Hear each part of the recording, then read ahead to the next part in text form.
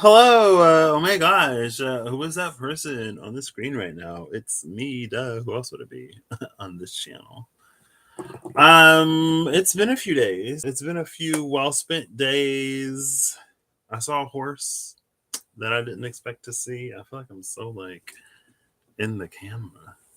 And then I don't even know why I have this shade on this lamp because every single time I go live, I like pull it up so you can actually see. But oh gosh, and then I look at it and it just blinds me.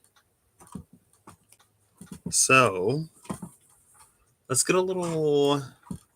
Y'all know how I love to talk about certain parts of my journey as much as y'all need to know.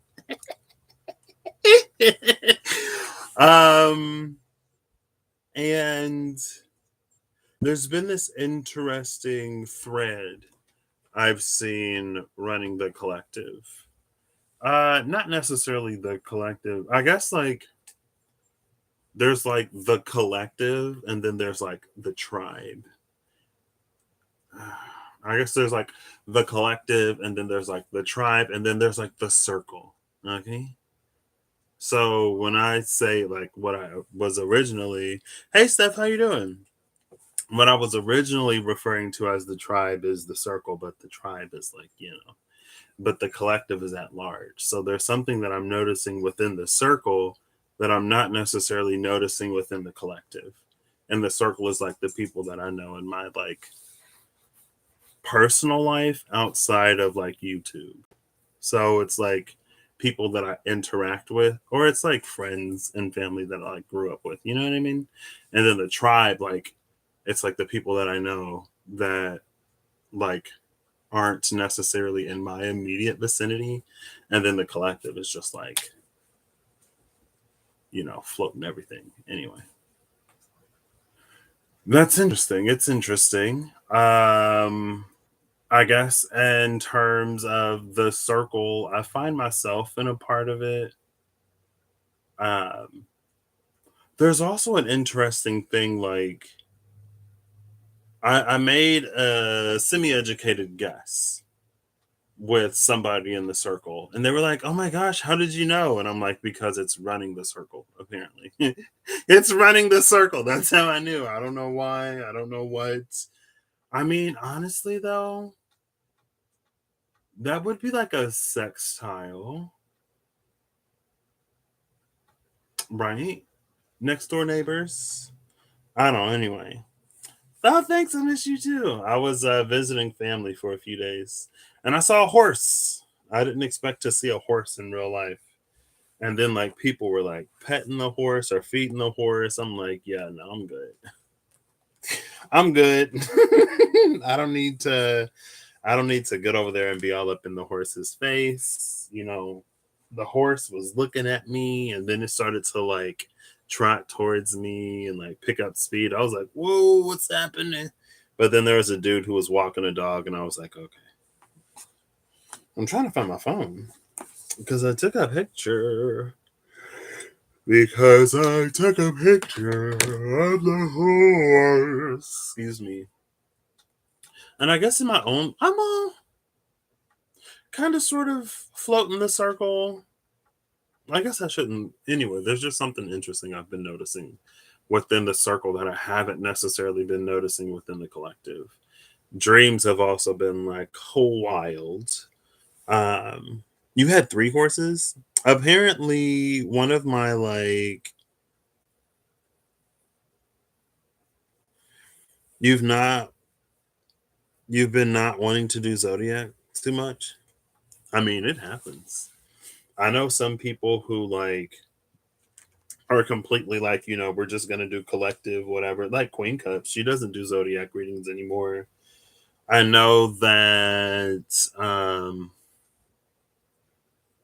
Bommy Spirit, Island Turtle, she wasn't doing collective. She wasn't doing zodiac signs for a minute, and then she reintegrated them how she, felt to reintegrate them. So it happens. It comes and goes.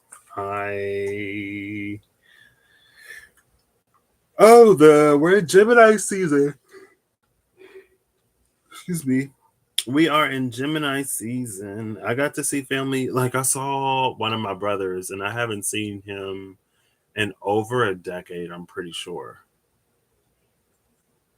I'm pretty sure, but I think like the last time I really visited family was about 2014, 2013 or 2014, because I started working on campus over the summers in 2015.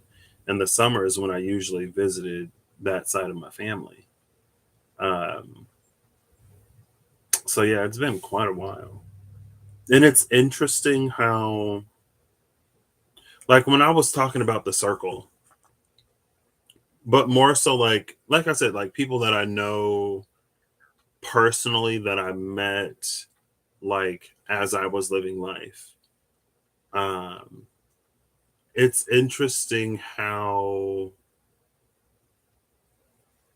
there seems to be a theme of people. Eve, how are you doing? Hello.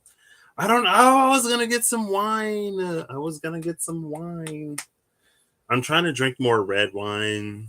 I actually did like the barefoot sweet whatever. I enjoyed it. I know even my aunt, she's like, I don't like sweet stuff. I'm like, I love sweet things, you know, personally. Um, but there's been like this wave of people who, and I guess even outside the circle, just like I guess in my it's is it like trendy? Is it popular right now? Yeah, kinda.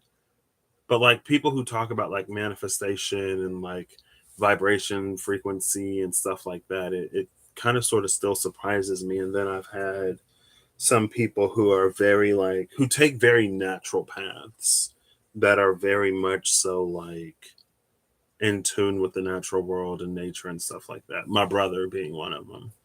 Um, and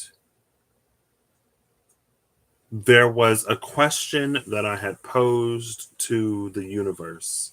I guess I'm at this interesting spot in my journey, um, where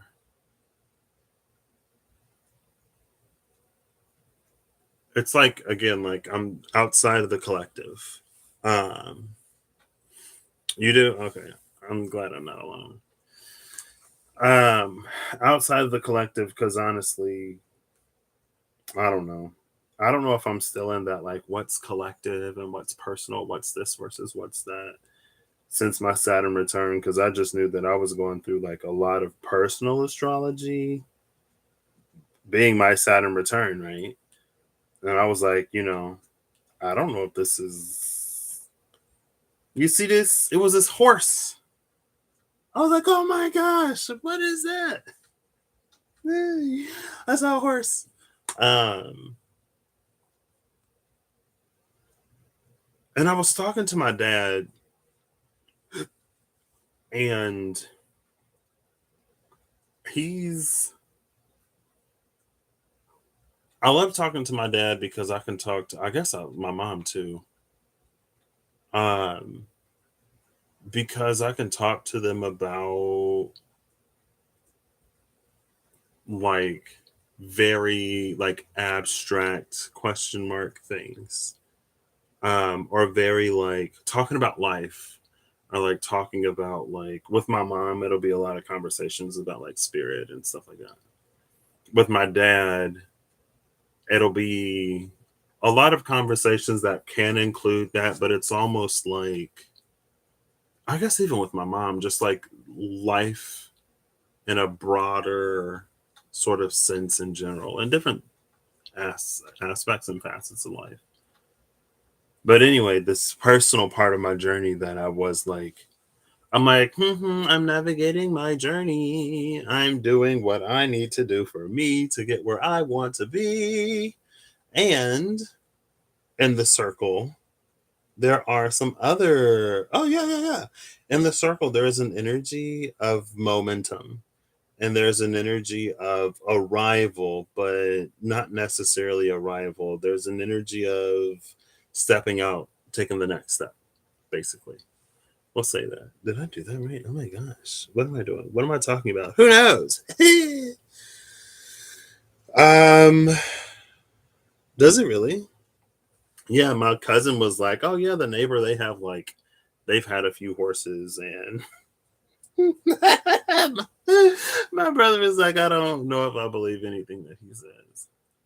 Um anyway, what am I talking about? I love cards. I like having cards to help me. But I'm in this part of my journey, right, where it's like I have a general idea of what I want to do. I have a general idea of what I want to feel comfortable doing. I have an idea of things that I would love to experience that don't necessarily have to be my experience, but those experiences fall outside of my comfort zone because of previous experiences. Those experiences lie beyond a Saturn that my Saturn return helped me deconstruct for myself. And so now, like, I had a certain plan, or I had a certain way of going about doing a few things that I wanted to do. But now it's like, now that I see beyond the box, I want to, but I need to have like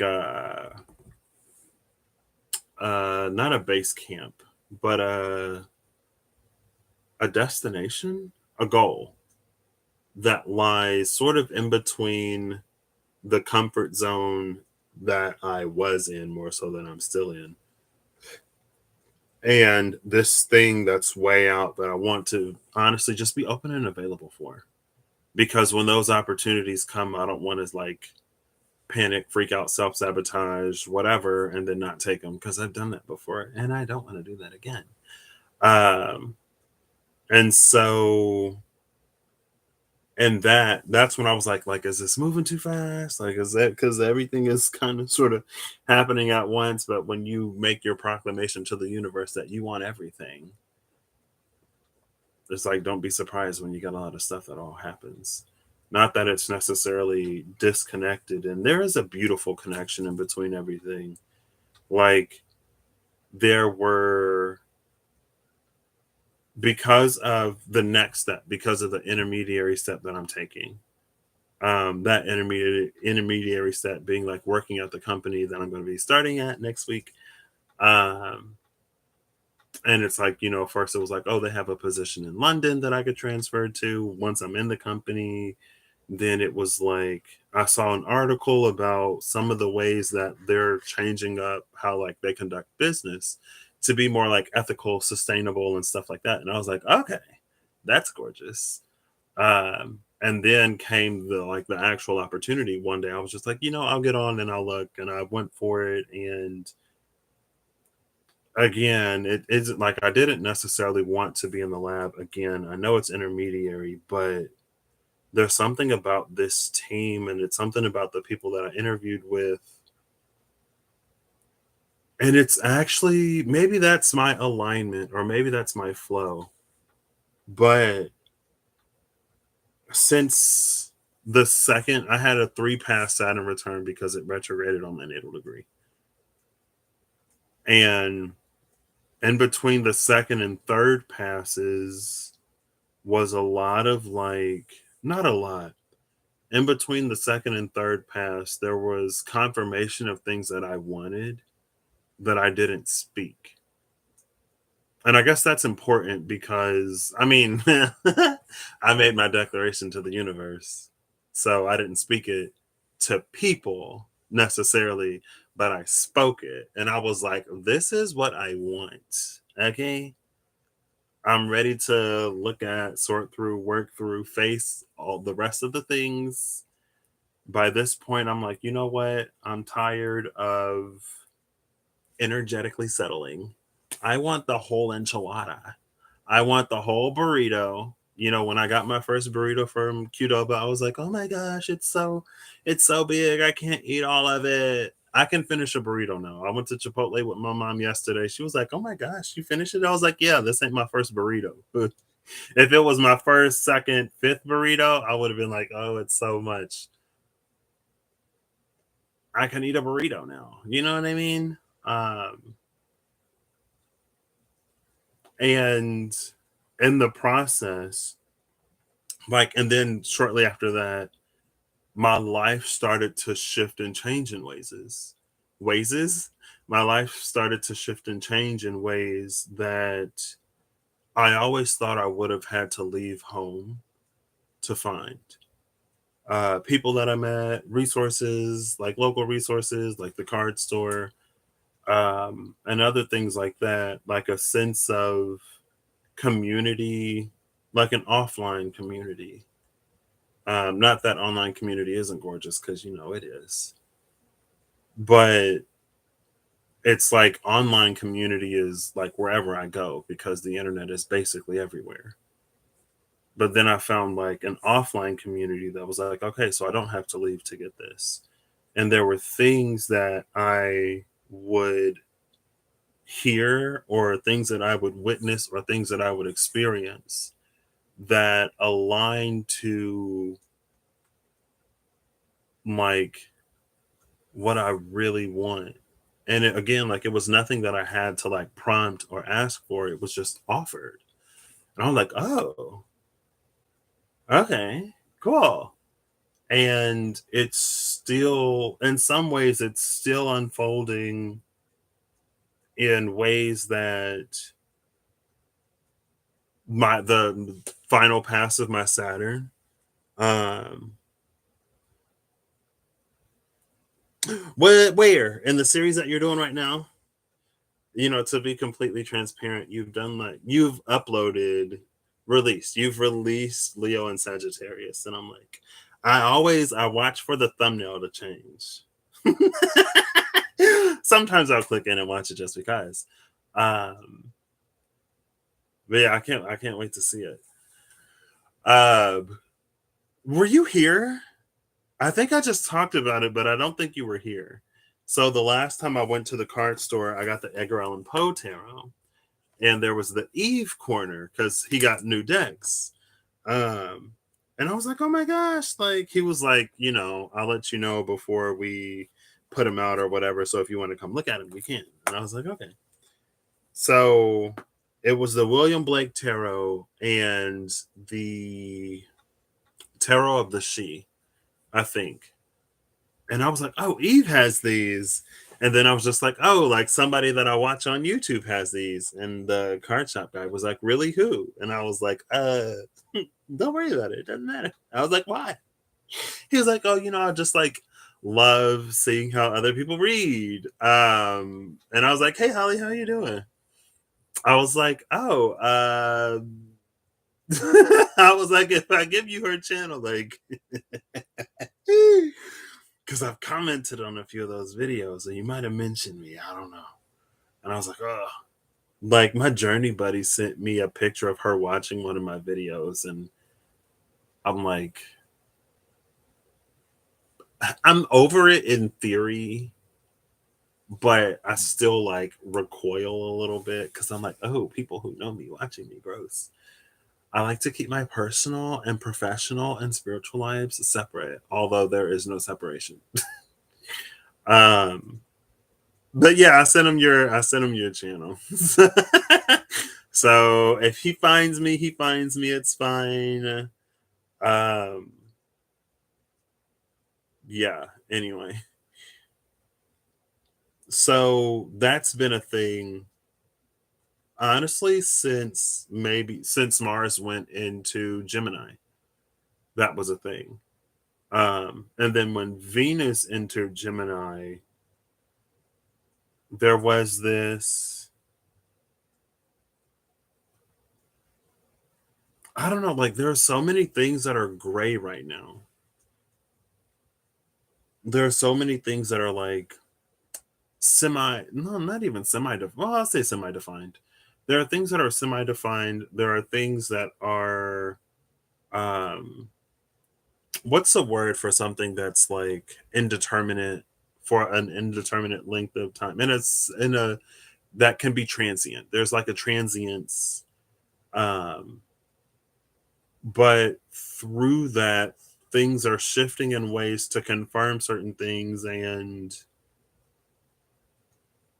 honestly, so where I was at like last week was like, again, like more so in the circle than necessarily in the collective, because, you know, what's a collective?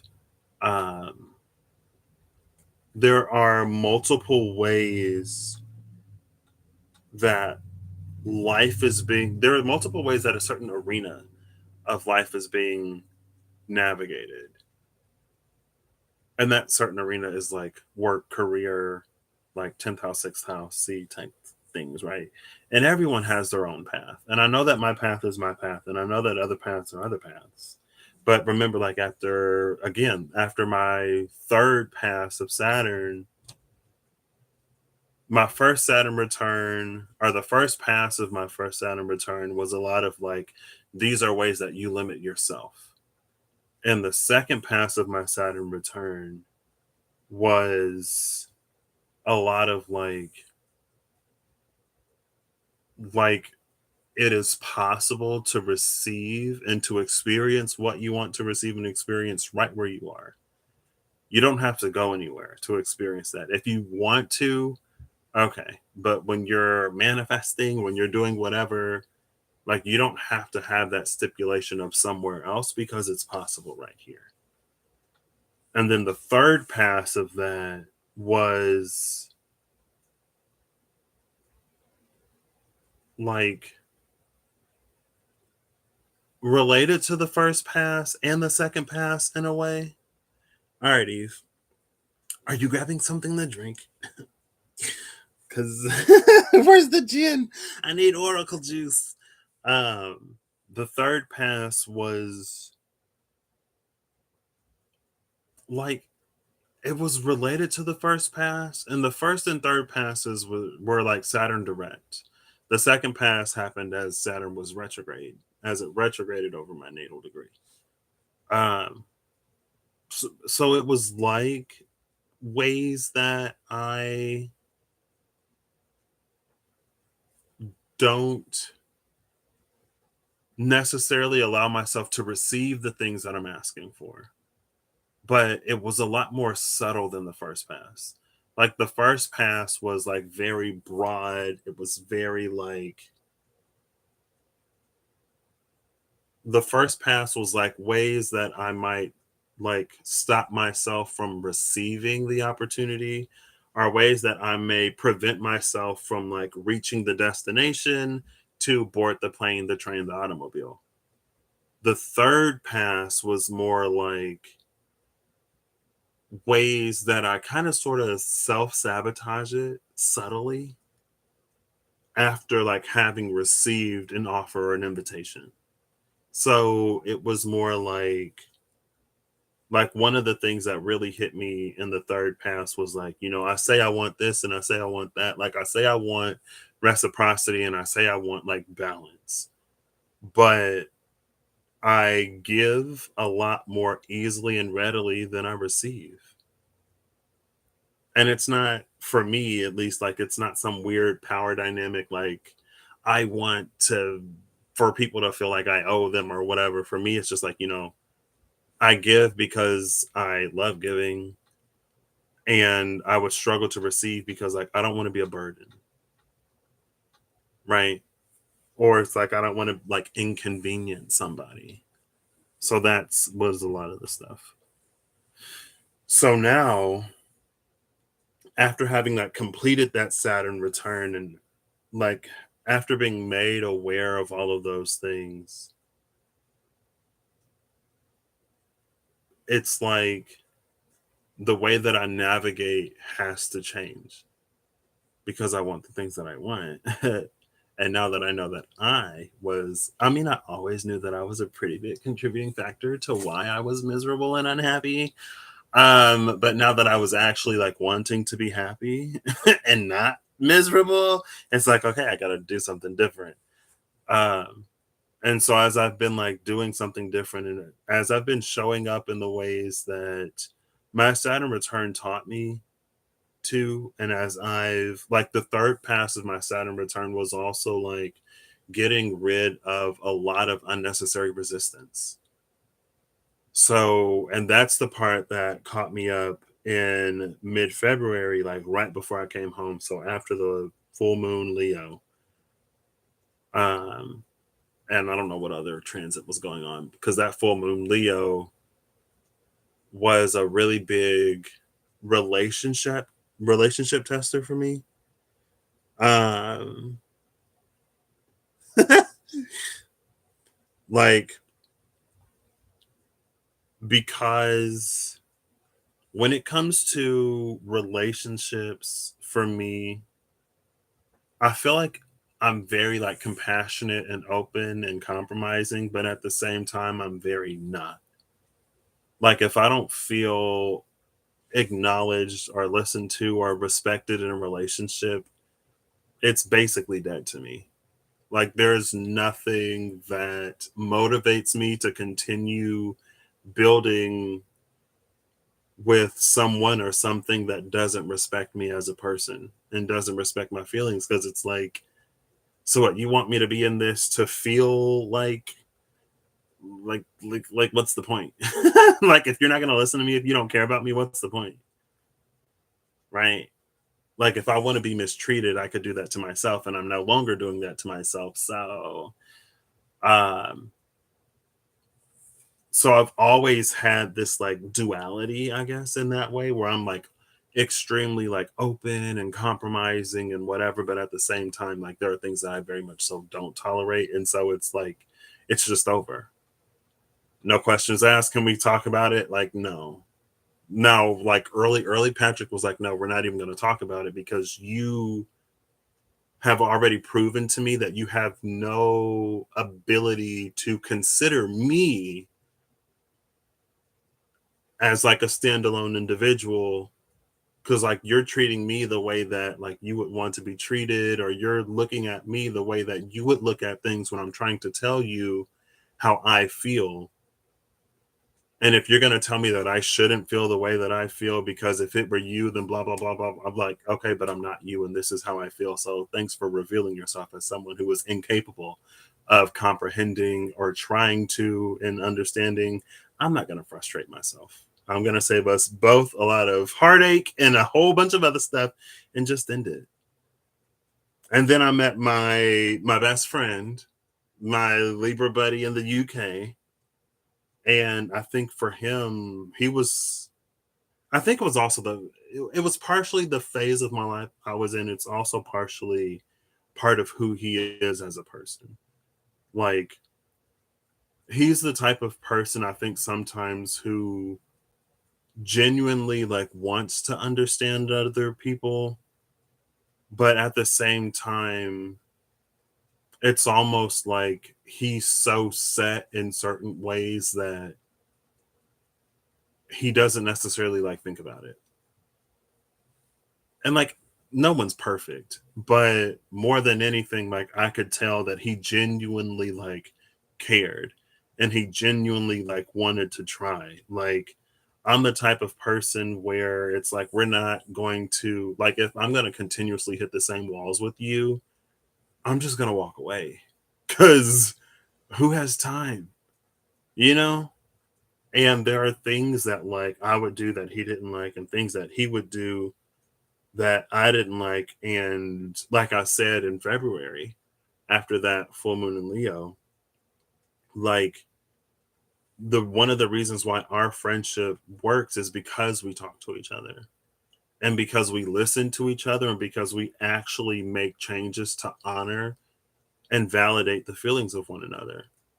So in the beginning, it was a little like irritating, but again, like with him, I could always tell that he genuinely, truly cared to listen.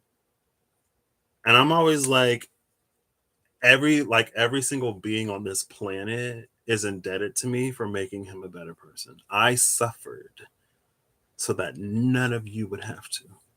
His other relationships flourishing. The way that, like, someone asked him, I remember the first time he told me, he was like, somebody asked me how I'm so, like, compassionate or empathetic or something, and I laughed. I was like, because of me? Because of the work that I put in? What do they mean? Um, but it wasn't entirely because of me, because again, like, and I could tell there's a part of him that genuinely truly cares. And though some things may not necessarily come easy to him, he puts in the effort. And we both work and we both improve. And if we, slip up, we call each other out on it. Um, and honestly, he was someone who disrupted relationship for me in such a big way that, like, part of me, welcome back, part of me short circuited. Um, Cats are a thing right now.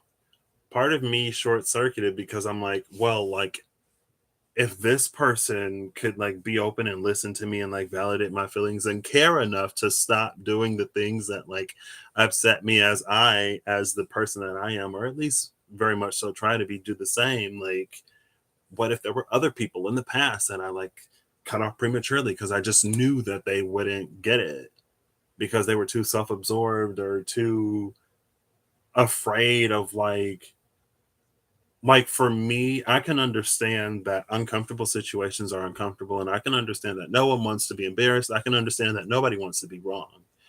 But when it comes to feelings, for me in Patrick's world, like, you have to be willing to be the bad guy because nobody's perfect and we all make mistakes. And unless someone tells us something, we don't know. And if we get defensive to the point where productive conversations can't be had, or when we start playing, like, blame games, like unconstructive blame games, it's like then nothing changes. And like I've already said, I'm not gonna keep hitting the same wall and just, like, I'm like, no. Like, I'm good. I pass. Um, because, like, don't get me wrong, like, the blame game has come out, but again, like, even in those moments, and we are so, like, I'm pretty sure his sun and moon are both in Libra. And when I say that, it's just like there's a consistency to him between, like, when he's not upset and when he is upset that is not the same for me. Because, like, when I get upset, when I get mad, it's like that's when, like, the horns of the bull come out and, like, all the water is dried up and I'm seeing red. And it's like every single thing that you've ever done, it's like boom, boom, boom, boom, boom, boom, boom, boom, boom. Like, right. I don't have to try. I just know. I just remember. And he is not that type of person. So I'm like, I was like, you did this and you did that. And, like, I told you about it and you're still doing it. And he was like, oh, well, like, you did this. And I was like, when? Where? Tell me. And he was like, oh, this one time. I'm like, be specific. I'm giving you specifics. I'm giving you time, date, location. And all you got is, well, this, blah, blah. I'm like, see, you're wrong. You're lying. And then, like, when some people are, like, under pressure, like, not everybody works like that. But again, even in those moments, although it's heated, like, I'm the type of person too, like, if I say something when I'm upset, I am prepared to, like, die on that hill. And I think there are a lot of people, and it's understandable, they'll be like, oh, well, I was upset. I was angry. Like, I said it, but I didn't mean it. If I say it, I am ready to accept full consequences. If it came out of my mouth, I'm ready to live it. So even if I'm mad, even if I'm upset, and I'm like, you know what? I'd never want to see you again. Don't even talk to me. You're dead to me. I've never said that. But it's like, I'm done. I don't want this. And even if I feel like it's self toxic, because even if I felt bad, I'd be like, you know what? I said it. Or on the other hand, and a lot of people are like, oh, well, like, I didn't mean it. It's like, well, you said it. If you didn't mean it, you shouldn't have said it. It's a word once spoken can never be retrieved, girl. Now, if we reach a mutual understanding where we decide to pardon whatever and move forward, then that's one thing. But anyway, all that to say that by this point in time in our relationship, we're really good at listening to one another. And even though our communication styles, especially when we're upset, can be so drastically different, like we're still listening.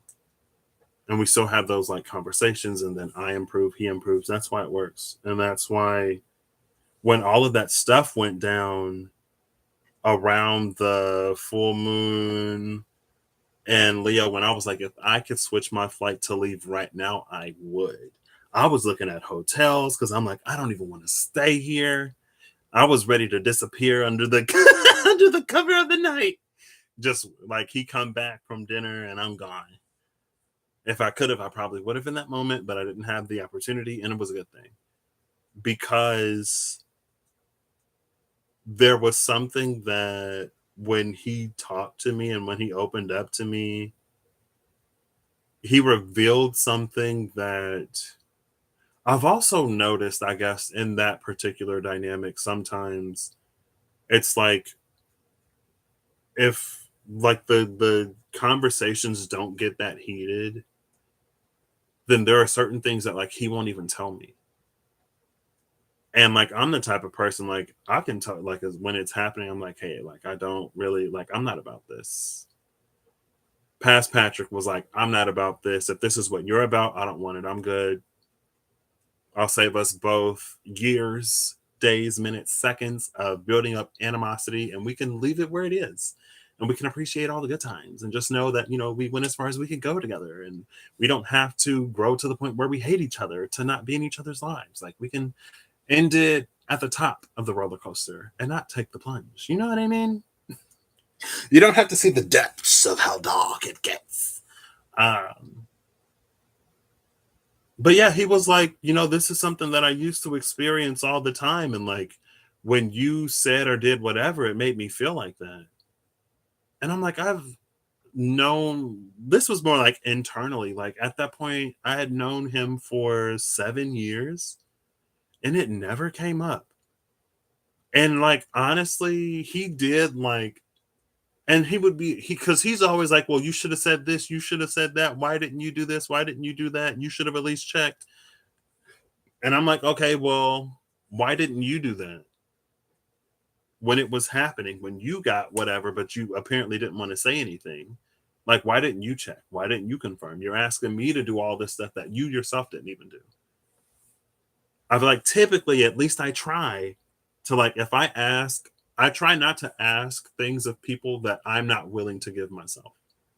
I'm not going to ask you to listen to me if I'm not even willing to listen to you. A lot of people will because they want to be listened to and they're not necessarily always capable of doing the same. But it's like, I'm not going to ask for anything that I'm not prepared to give, that I'm not ready to reciprocate. And I understand that reciprocation looks different for different people because we all have different ways that we assign value, right? Like if I do something high value for me to you, but it's low value for you, like that's a value disconnect. And especially without conversation communication, now it's like an unknown value disconnect. But now when you go to like reciprocate, you're reciprocating down here where I thought I was giving up here. That's why, you know, we also got to know the people that we're dealing with.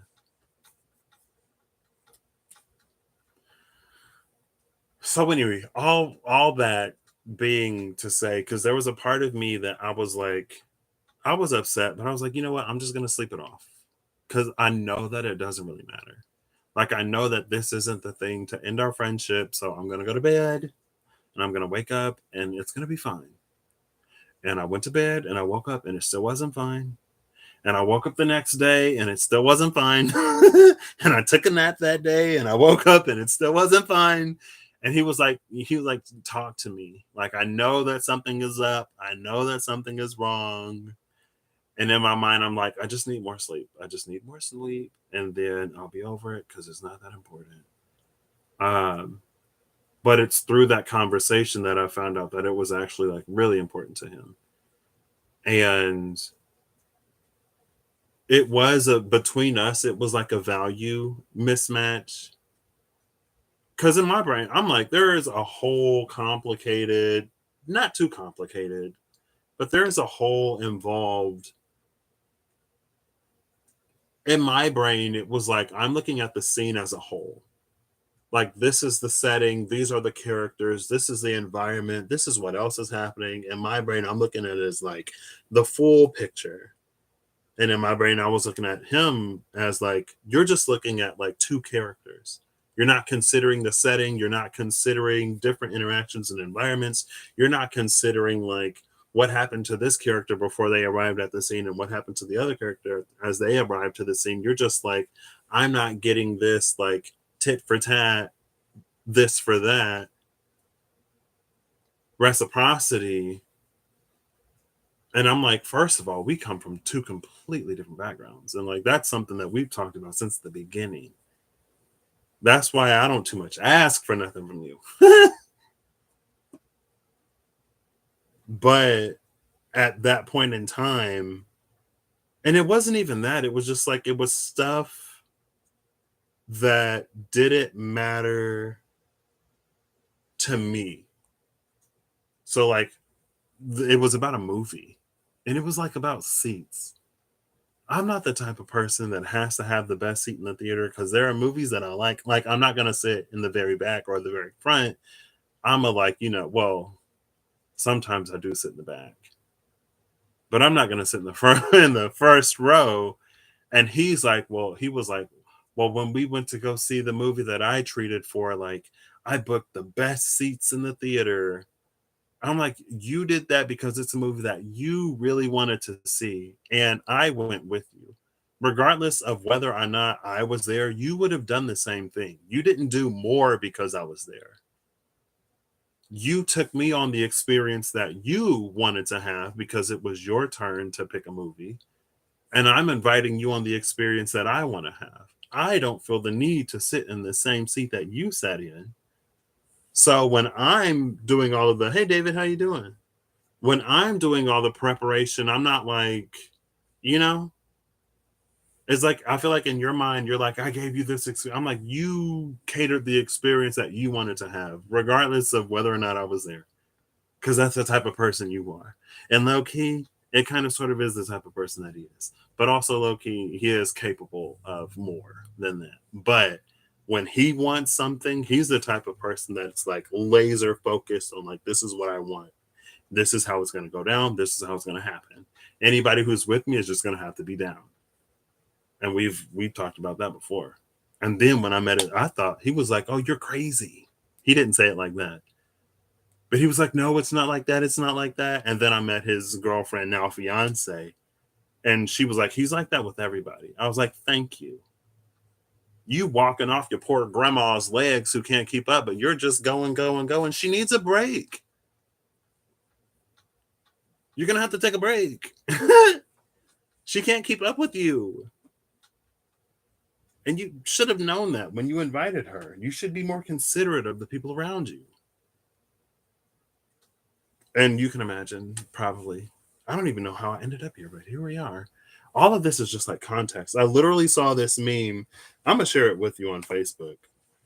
Before I started this, it was like, I was like, I gave it a sad reaction, and I was like, it's sad because it's true. Oh, it might be gone. It might be gone.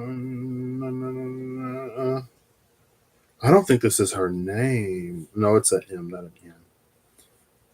Oop, oop, oop. Here you are. And here is the meme. This is the meme. Oh, I opened up my phone and it restarted. Boom.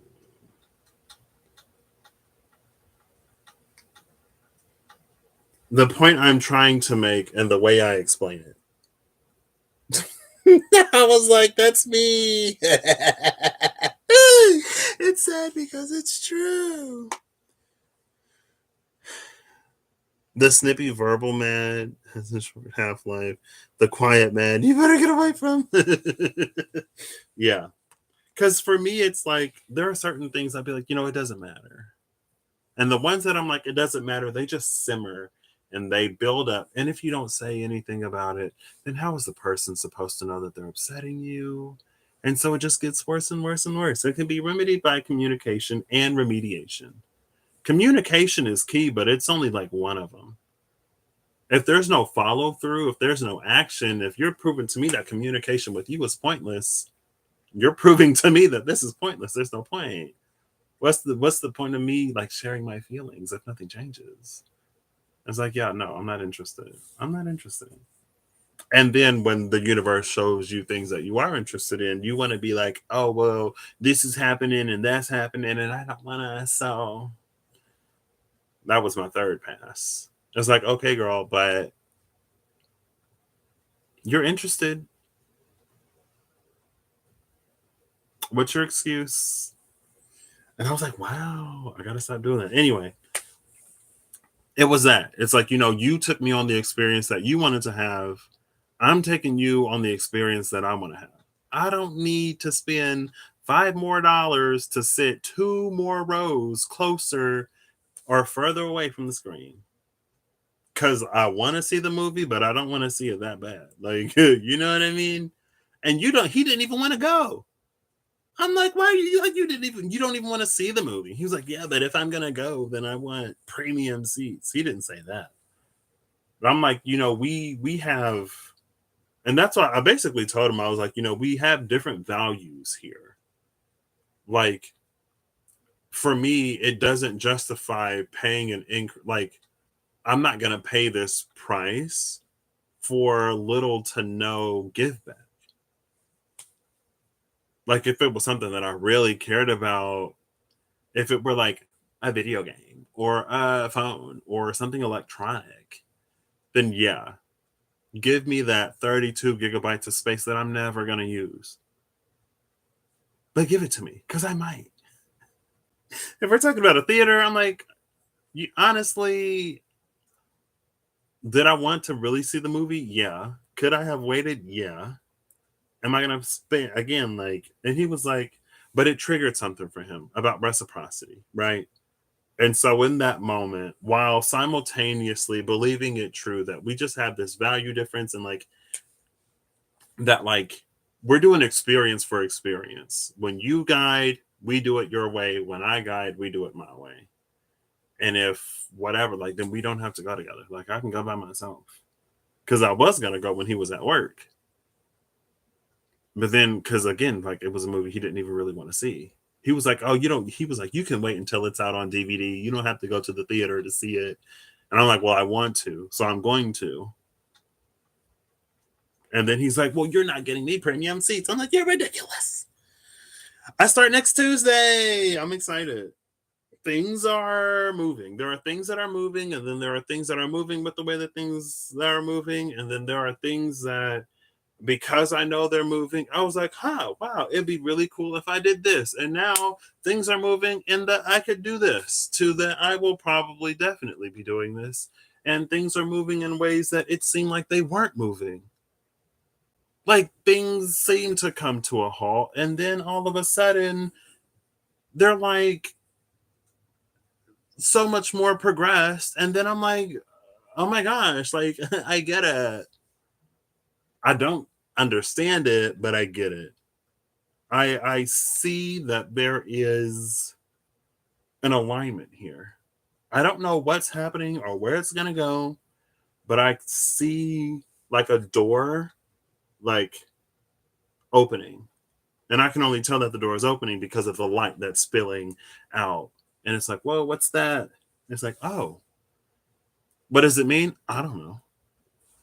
Because the meaning is evolving. But yeah, I start next Tuesday. Long story short. I'm excited. I still need to do some stuff to get ready. But in that moment, I got to make a decision that I value him and I love him more than I don't want to spend an extra $2 on a ticket. I was like, it's $4 because it's two of us. You got to multiply that by two. It's not just one. But yeah. So I got to make a choice, and it wasn't a choice that I wouldn't have made before. And honestly, like, it was important that it happened with that friend in particular. Because honestly, any of my other friends, I would have just done it probably. Because I don't gotta like fight with them as much. I don't gotta struggle. Like, I can just be this open, giving, loving person with all of my other friends. But here is Mr. Well, if I'm too nice, then you're gonna get used to it. If I do too much, you're gonna. I'm like, shouldn't I expect? Is it not a healthy expectation of me to have for my friends to be nice to me? Like, yeah, I'm not trying to like we're friends. You're acting like I'm trying to take advantage of you or something. I mean, if in your world, me expecting you to be nice because we're friends is me taking advantage of you, we're not aligned. And a friendship isn't going to work between us anyway. So let's just end it here. You find the people that you can be hot and cold with, mean to, nice to, y'all play the whatever. I don't need frenemies. I am very much so not interested in one. And I got I'm like, yeah, no, not that experience. But because it was him, I got to choose to, and again, like I've already said it, he's been that person in my life that gets me to navigate relationship in a different way. And again, like with him, because some I would think sometimes in the past, I was like, why is he different? Well, first I was like, am I wrong? Was I wrong for all those other people? Like just cutting it off? After realizing, I'm like, girl, like you're a little too self-absorbed for me. You don't care about my boundaries and how I feel, so I'm not interested. Go be a menace with somebody else. Go use somebody else. I don't. I'm not so afraid of being alone that I gotta tolerate that. I will take what solitary confinement before I accept this. Play that with somebody else. Um, but the one thing about him that I always got was that there was a heart that he has that like genuinely cares. Even if his mind can get him to exercise that heart in a way that sometimes I don't necessarily immediately see, I know that it's there. And that's the reason why it was easy to make that choice.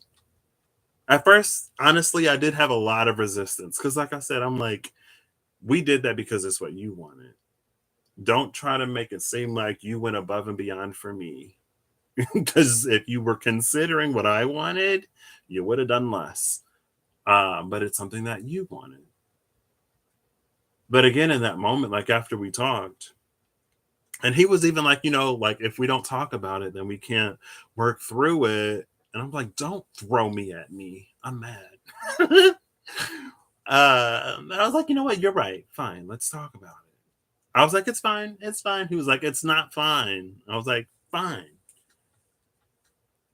But yeah, in that moment, I got to decide that I appreciate and love him more than I care about not spending $2 when it doesn't matter. And for me, again, like that opened up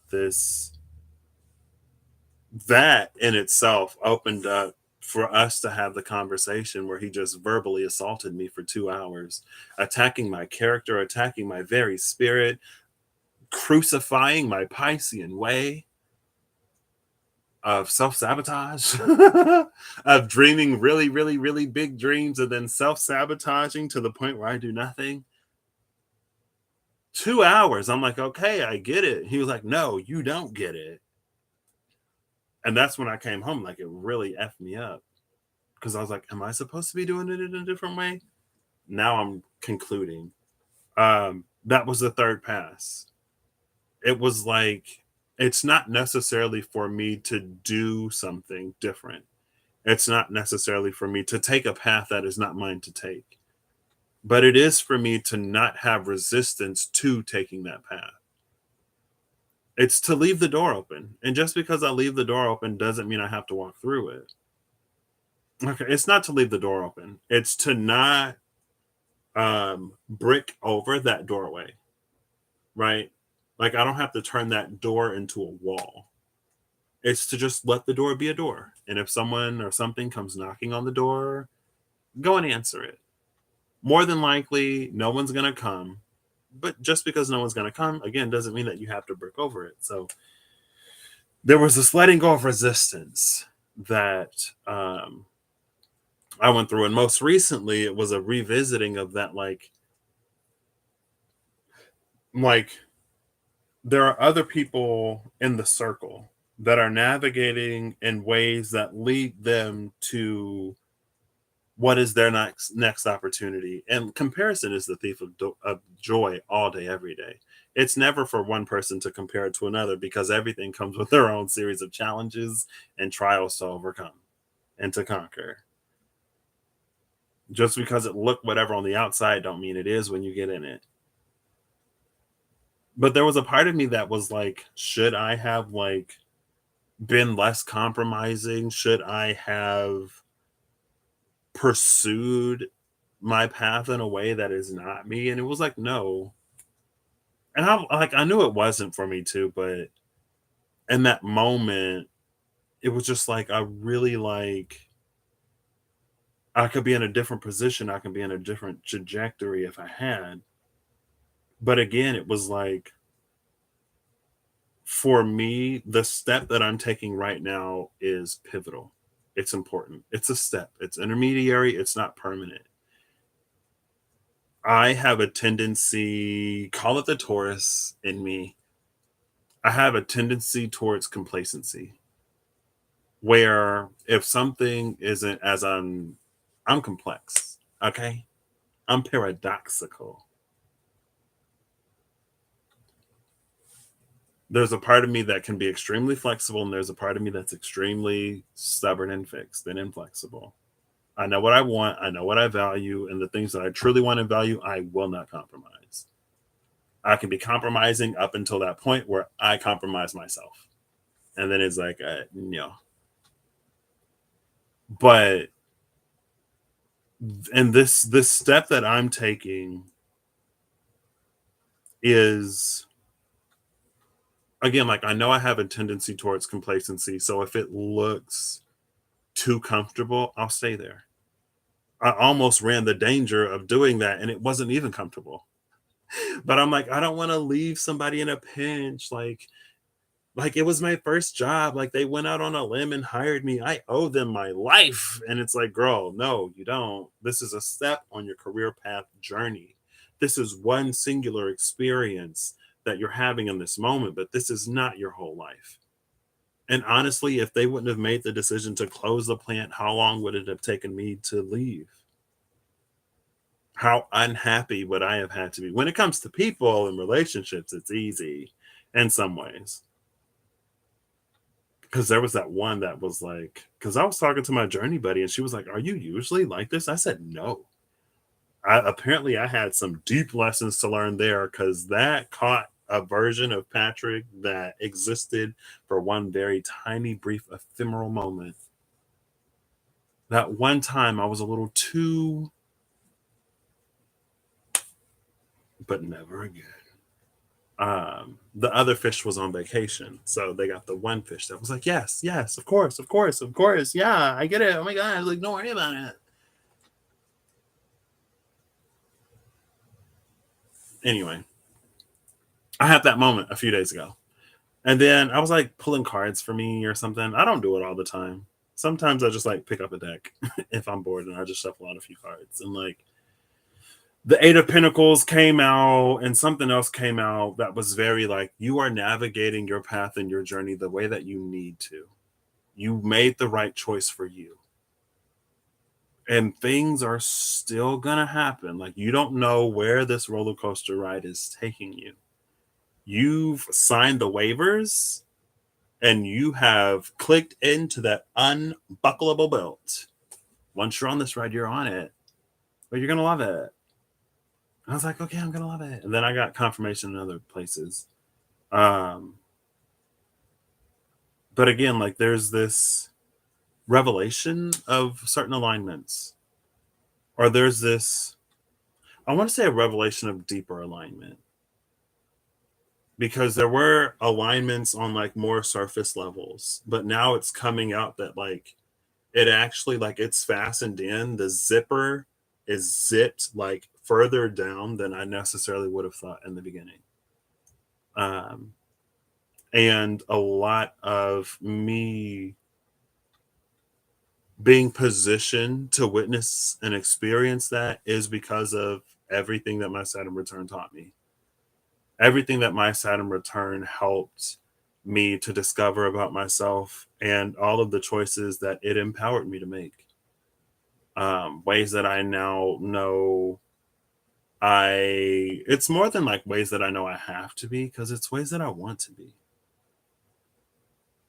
And again, it's just like, because maybe everything was so still for so long,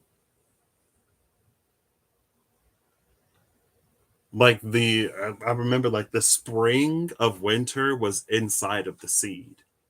It was winter out in the world, but inside of the seed, it was like spring. Like things were happening, things were blossoming and budding and moving.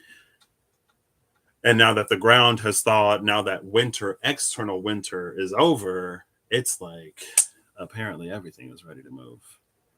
And there again, like there are things moving in the circle that I don't know, it's crazy. It's not, but it is, but it isn't. But it is, but it isn't.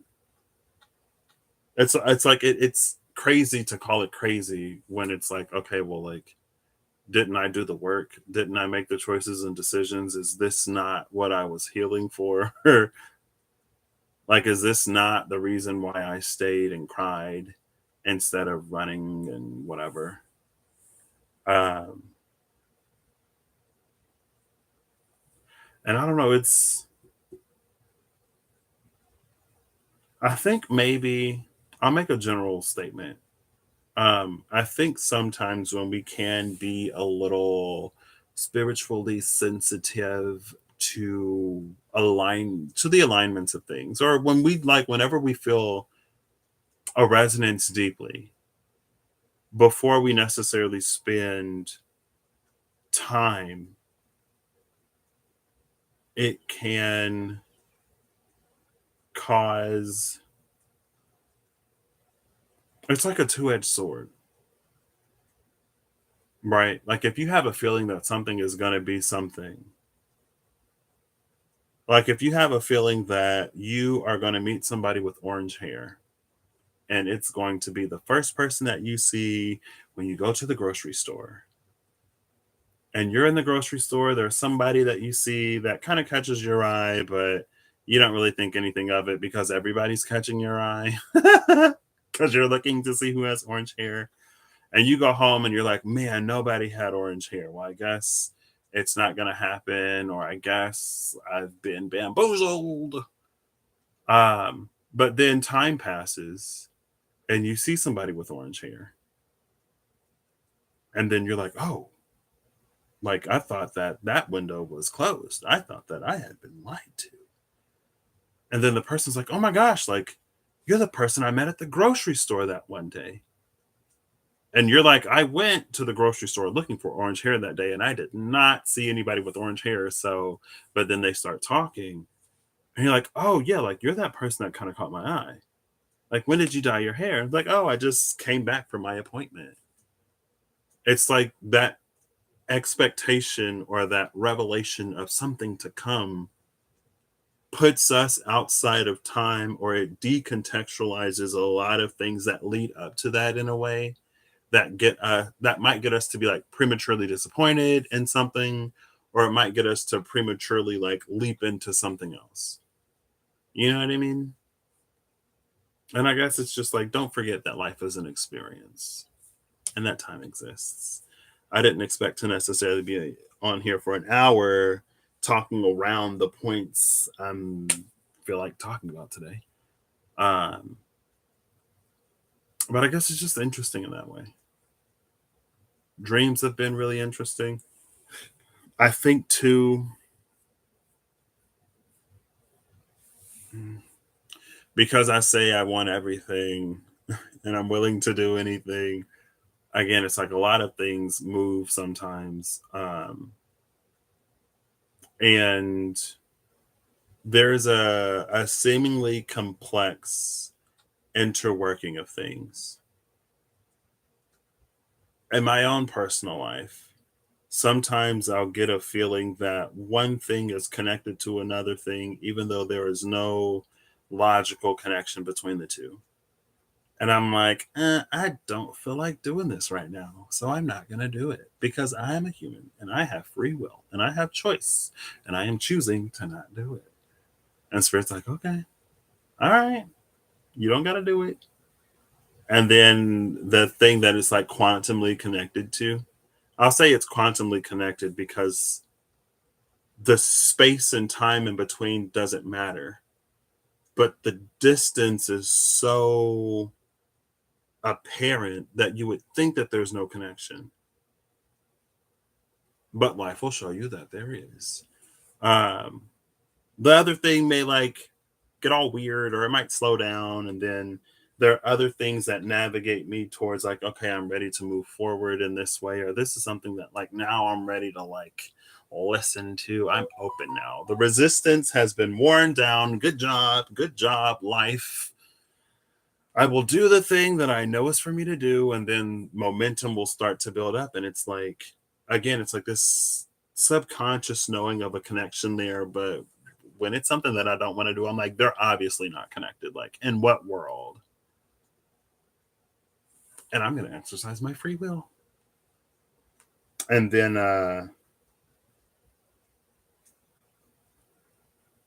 yeah, you find out that when you open up to certain things, everything starts to move. And so that's been a thing.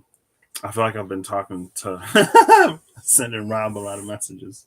I feel like I should start paying him at some point. I'm sure I know he's gonna be like, oh no, it's fine, Patty. Like, but I'm like, you're helping me. Anyway, I was gonna do this thing. I could start it here. Why not? I haven't been on here in a minute. Apparently I feel like talking today. Um Again, in general, life is about to start moving and a lot of things are going to start moving because apparently it's time now. The internal circumstance has been revised. There are a lot of thoughts that I have about many things that I probably won't talk about because there's a part of me that's like, I don't know if it's my inner pessimist that's like, well, it would do no good to say anything. I don't know if it's my abrasiveness that doesn't tend to necessarily lead me to want to be liked by people or see, it's like, I guess I'm like, I don't necessarily feel the need to be understood. I don't necessarily always feel the desire to be understood. But if I'm not, I'll leave. Or if I'm not, I won't invest. Part of that is like, well, Patrick, if you don't say anything, how is anybody supposed to know? Part of it sometimes just comes down to decency. And then sometimes I'm like, it would be irresponsible of me to, like, if a cheeseburger is rotting on, why a cheeseburger? If a cheeseburger is rotting on the sidewalk, it would be irresponsible of me to go and eat it. Like, why would I do that to my body? Like, why would I do that to myself? Type of thing, right? Not saying that there are a lot of rotted cheeseburgers walking around, but it's like, yeah, I don't, because it's like, I really don't. It's not that I don't care, but I don't know. I don't feel, I personally don't feel this like I chose to come here at this time to do this grand and magnificent thing. I don't feel like I have this greater purpose or this greater mission. I personally don't feel like I owe this world anything that most of the time does nothing for me and doesn't really care about me. If I do something, if I extend something, it's because I want to. And I generally consider myself to be an at least decent person. It's the decent thing to do, to care about people. I don't care about people because it's part of my mission and I'm this whatever. Again, it's just like I don't owe anybody anything. It's not my purpose to be or do more than whatever, not me in particular. But also at the same time, I don't need that personally. I don't need that to motivate me to be a decent person. It's like Christians who will think of atheists and be like, well, what's there to stop them from going out and killing people and doing all of these horrific things? If I didn't have Jesus, I'd be a hellion on earth. And it's like, girl, well, I'm glad you got Jesus, first of all, but like, you know, people ain't just out here, everybody ain't necessarily out here just like killing folks. And that ain't something that, I mean, I guess if you need Jesus to not be stealing, killing, destroying, murdering, and doing all kinds of stuff, again, I'm glad you got him. But like, you can be a decent person. Like, you know what I mean? I don't know. All right. See ya, Eve. Have a good night. I should have got that wine. Where am I going with this? I don't know. I don't know. A lack of personal responsibility to do all kinds of things. Maybe that's why I can navigate my path in the way that I want to. I believe in choice because I want to believe in choice, but also I understand that with choice comes consequence. And so there are certain things, and the way that I view happenstance, there are certain things that are consequences and not choices. And so if I want a certain experience, I have to make choices that make that experience a consequence of the choices that I make rather than like choosing that thing itself, right? Like if I want to experience getting a paycheck, the paycheck is the consequence of working. So I have to choose work to get the paycheck. I can't just choose the paycheck. That's not the best example because there are many ways to get paid. There are many ways to get money, and not all of them require work. But it's just like realizing where choices lie in certain situations and realizing like what are consequences of choices in certain situations. And consequence isn't necessarily bad. A lot of time we hear consequence, it has a negative connotation. Effects. There are causes and there are effects. There are certain things that are an effect of a good cause, right? Anyway, it's time for things to move. And now that I am out of my way, it's requiring greater presence and consideration and thoughtfulness in some ways, patience in a lot of ways, with self mostly. Because again, but like my life is my life, my path is my path, my journey is my journey. I am who I am. I know that spirit knows that. So it doesn't make sense for me to walk a path that is not mine to walk. And the ways that I'm being led and guided now, I can understand that again, there are certain consequences that the choices that I am making, like it makes their likelihood of appearing or happening. It's not that it makes it more likely to happen. It's that there's a feeling of there's a knowing of what I want to be open and available for. And again, it's like with me knowing who and how and where I am now, it'll be easier to accept those things if I make choices that have a consequence of getting me closer to them.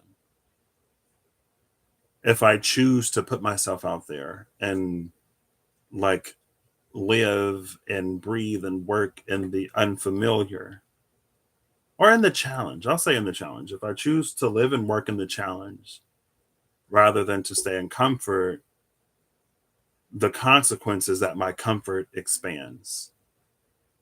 And so now, rather than something being a mountain of a challenge away from our current comfort zone, it'll be a hill. It may be flat, it may be a valley. But the choices that I'm making makes it easier for me to get where I'm going. And again, it's intermediary. It's not the end. It's very much so intermediary. Excuse me, because anything could happen. So I am actually going to timestamp this because I'm just going to do it. I'm just going to do it. Talking about wife. LOL. I'll say the Intramblduction. Introduction and ramble. Oh, I guess I already put intro. I just put ramble in the middle of the introduction. Oh yeah. That's fair. That's fine. And we'll say cards at, I don't even remember what time it is, but I think it's about 1:15. So I'll put 1:15. And I'm sure it'll give me like 30 seconds to shuffle. It's 1:16:30. Yep, that's not gonna help. That is not helpful. So we'll say 1:17. We'll do 1:19 because that gives me more time. So I was at the gym today. I was out of town this weekend. I didn't go to a gym. I was like, oh my gosh, what's wrong with me? Why do I feel that I need exercise? Who am I? Why do I crave the sweet burn? I wanted to use the Witch's Tarot, but I actually wanted to use the Wadanon. And I have a mini Wadanon right here that I will use. So basically what I'm going to do is I'm going to shuffle the deck. I don't know if I'm going to wait until I get a line of cards or if I'm going to read it as I go. But I'm going to shuffle the deck. I'm going to cut it. I'm going to look at what's at the cut. And then I'm going to keep the thing that loses. So like when I cut the deck and then I shuffle it back together, there's a card that's still going to be at the bottom. So the card that's not at the bottom, I'm going to have to look and find. And then I'll pull the card before and after those. And then we'll keep going. Because that's what I want to do today. Oh, yeah. Excuse me. And the sun just entered Gemini. So, oh, girl, who are you? The Daughter of Wands. Daughter of Wands almost stayed in the box. Come on, daughter. It's time. It's time to meet the people. Justice, the Hermit. I was missing the seven of Wands in the big deck for a minute. I didn't even notice. It was with the animals. I love the Seven of Wands in this deck, though. The Seven of Wands is my minor strength card, especially in the Witch's Tarot. Ooh, 10 of Pentacles in the Tower. See, we got the 10 of Pentacles in the Tower. The Tower is still going to be at the bottom. So I would go looking for the 10 of Pentacles, right?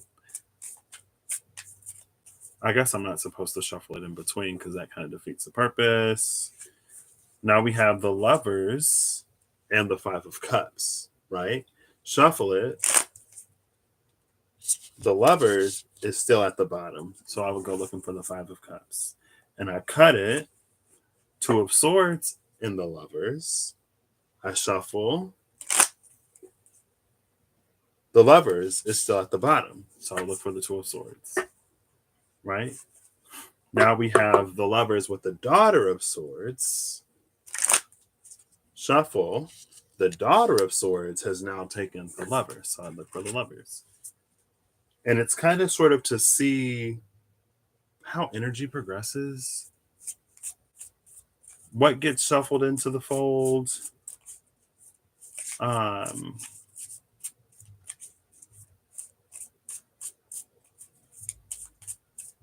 I don't know. We'll see. We'll see. We'll see.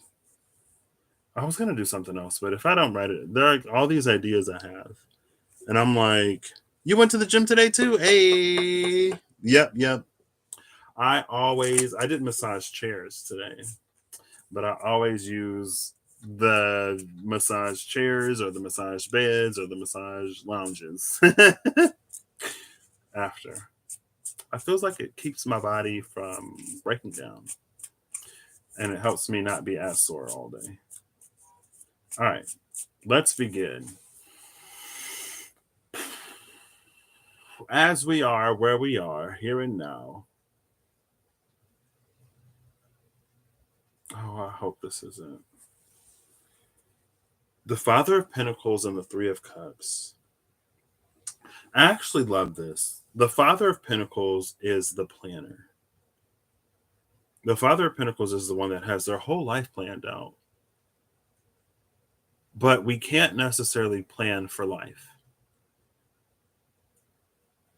Since life, in a way, is coming out with the Three of Cups, it's like things are more or less going according to plan.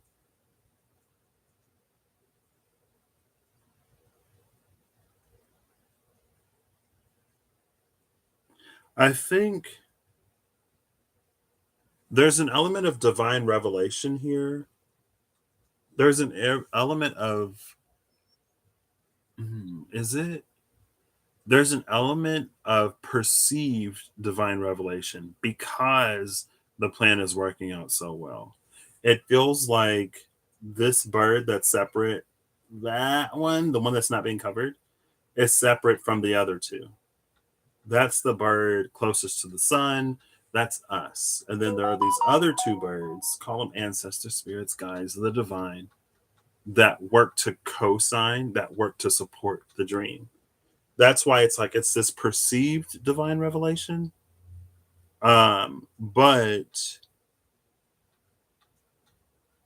there's just like something that the divine is wanting to like, yeah, we are down, we are game.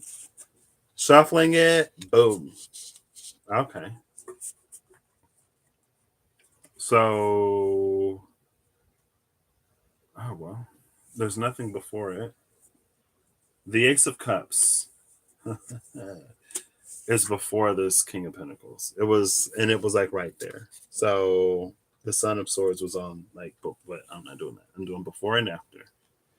The Ace of Cups was after, I guess. The Three of Cups is still at the bottom. Maybe it's less about divine revelation. It's not necessarily divine revelation. It's like a self, like this Father of Pentacles clearly and accurately sees the self. There's a cleanliness to the King of Pentacles' energy. And there's also an energy of alignment because the colors of the seven chakras are in the antlers and the pinnacle is in between the antlers. So it's very much so like proper. It's like there's no muck around what it is that this Father of Pentacles wants. That's why it aligns so perfectly with the immaterial world, with spiritual support. Because it's clean, it's good, it nourishes. It's also the King of Pentacles. The King of Pentacles provides for self and others. So it's like, yeah, they're a good person. They've got a good heart. They do an amazing thing. They do amazing things with the abundance granted to them, things that the world around them needs. So give it to them. Now we have the Nine of Wands with that Three of Cups.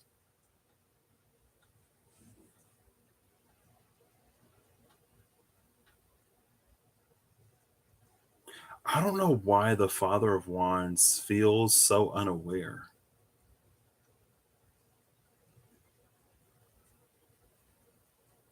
It's very much so one of those like, only the pure of heart can do this, or only the pure of heart can do that. Um,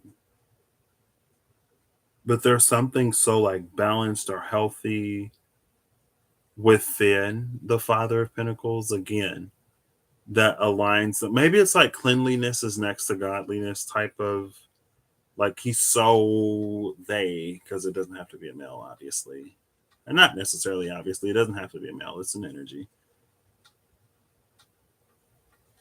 It's just like so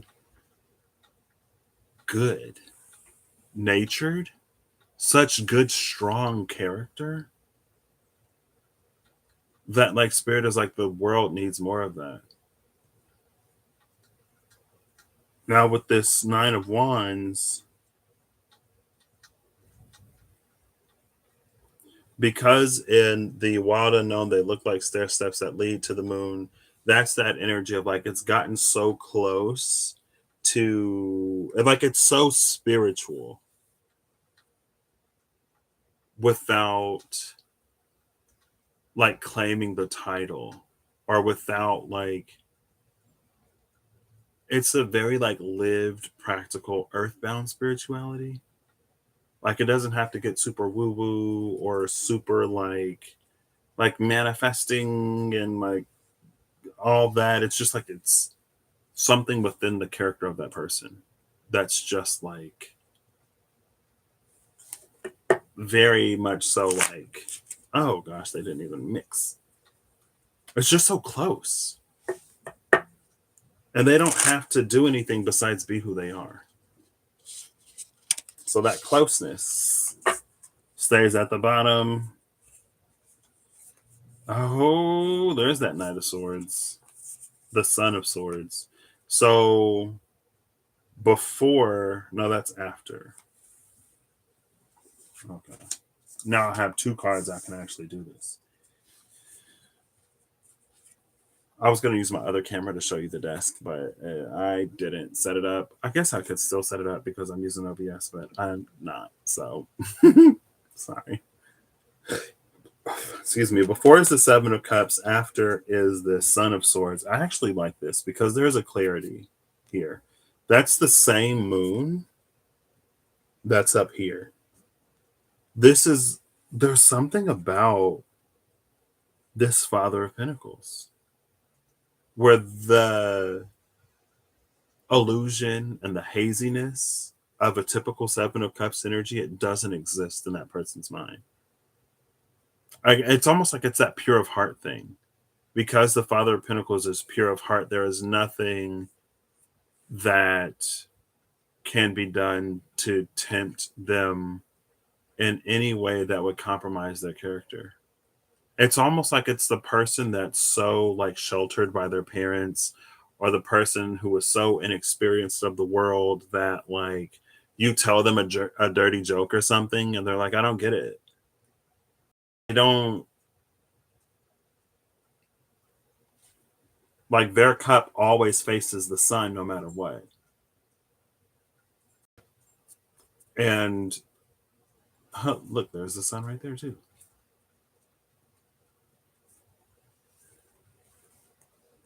That Son of Cups is moving towards the Ace of Cups. This is the bottom row, that cards that came after. And the Son of Swords was under that Ace of Cups.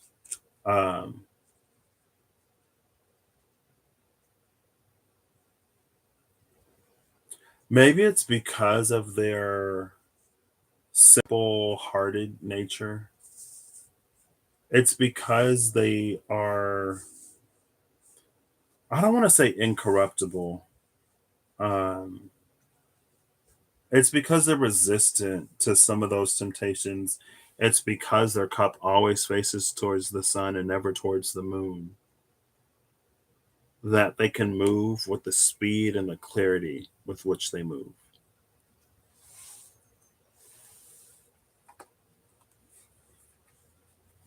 Then we have the Father of Cups with that Nine of Wands.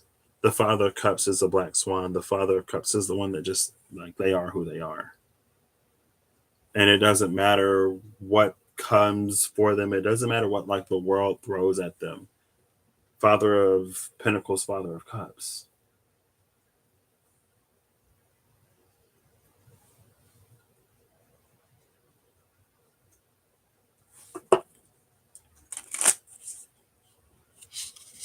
The Nine of Pentacles takes it, or the Nine of Wands, sorry. And the Father is right behind it, the High Priestess. The Six of Cups is under that High Priestess.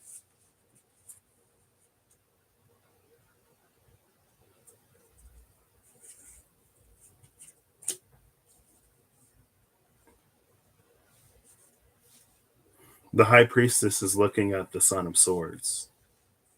That's heading towards the Ace of Cups. This is the bottom row. The top row, the only card up there is the Seven of Cups. This is the bottom row now. This carries the energy of like these two. Like the spirit that's like supporting the Father of Pentacles. It's like all of the immaterial beneficent beings. It's the divine that wants to see like the good guy win.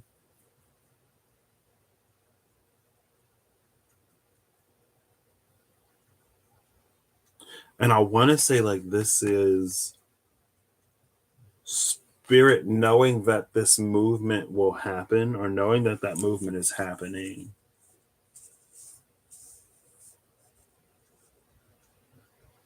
It also feels like, because the sword is dark, when the Son of Swords delivers the sword to the cup, when there is this alignment between the mind and the heart, between the brain and the body, between like the self and the soul, it becomes like this black swan, because you can see the cup up there has been dyed.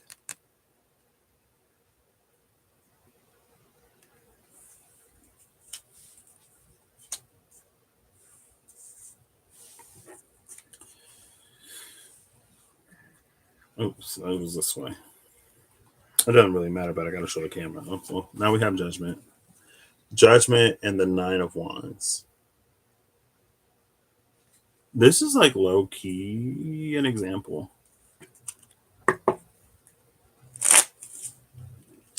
The Nine of Wands takes Judgment.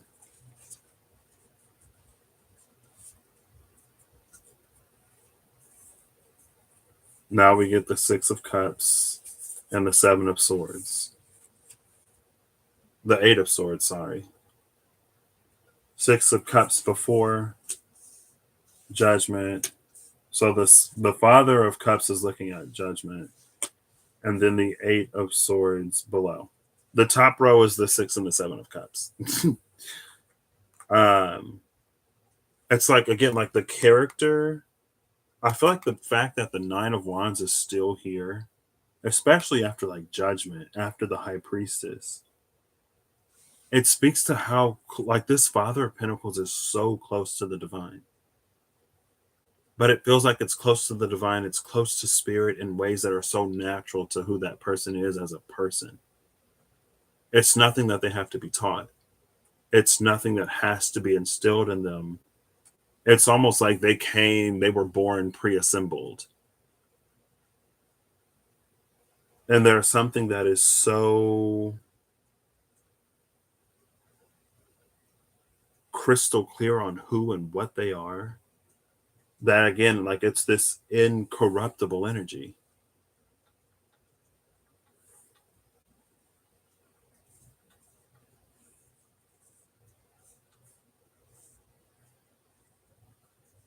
And so it's not that they necessarily breeze through life, but the cards make it seem like they do. The roots go deep, though. The roots grow very deep. That's why the tree is as strong as it is. That's why no matter what storm comes along, that tree is still going to be standing.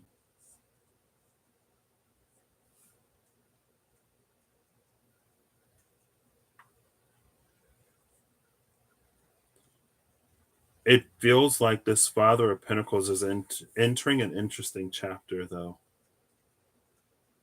because now with the Eight of Swords after the High Priestess, this is a choice point for the Father of Pentacles. Like everything up until this point is the foundation of the character of who this Father of Pentacles is. That's why the Father of Pentacles is as strong as he is. That's why the Father of Pentacles is as connected and aligned as he is. Like their roots grow deep. But now it's time for something else to bloom. Judgment is feeling like much like a tower, but it's not a tower. It's like it's coming out as judgment because it's a moment that defines the Father of Pentacles. I don't know if it's a moment where the Father of Pentacles realizes the spectacularness of who they are and what they've accomplished and how they navigate. I don't know if it's a moment where like connection is made to the point where the Father of Pentacles sees others navigating. It's almost like it's giving that like privileged rich kid energy that like all their life they've always just like gotten what they wanted, so they never would have necessarily had reason to believe that there was something that you ask for from someone and not get it. Like, why do people work? Why do people have jobs? Why don't you just get your parents to give you the money? To the person that has to work, it's like, what do you mean? It may be slightly offensive. You may think they're like really out of touch with reality. It's like, well, that is their reality. They've never had to work, so they don't necessarily have. It's like it's nothing that because it's nothing that they've ever experienced personally. It's like, or not. It's nothing that they've ever experienced or witnessed. They wouldn't think that it's necessarily anyone's experience.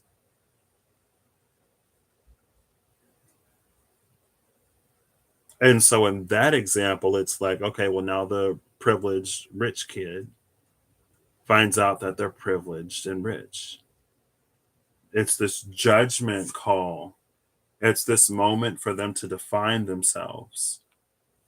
Now that you have an understanding of your position, of your relative position, what do you do with that information? Does it change you in some way? Does it mold you, shape you, reform you?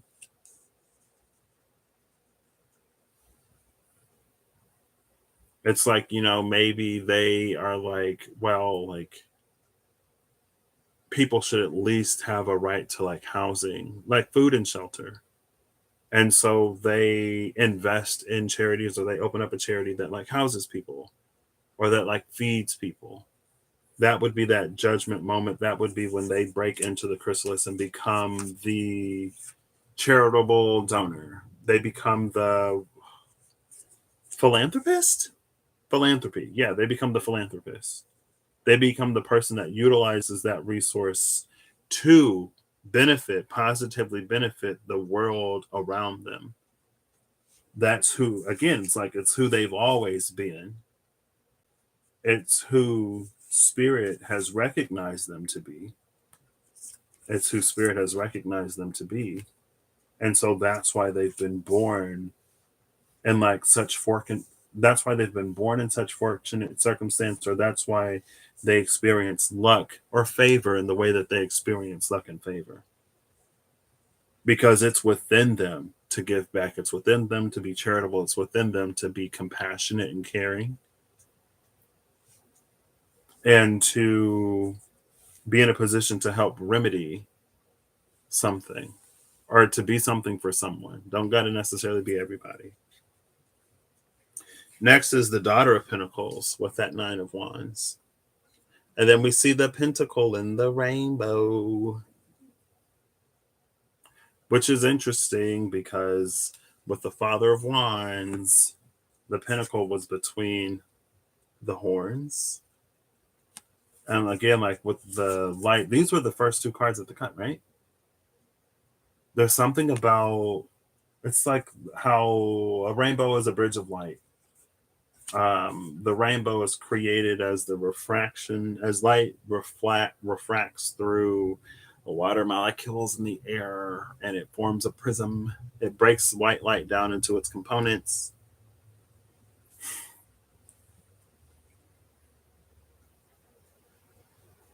So this daughter of pentacles, it's almost like this is the potential of the world that comes to be because this person exists within it. Because when the time comes for them, they choose to be. All of the colors that run deep in the roots, right there. Didn't even catch that. It's in the roots, it's in the antlers from top to bottom. Cool. This was kind of sort of loosely supposed to be Sun in Gemini. But maybe transiting from Taurus into Gemini. Maybe, that's what this is. I don't know. Let's give this a shuffle. I'm trying not to introduce reversals into the deck.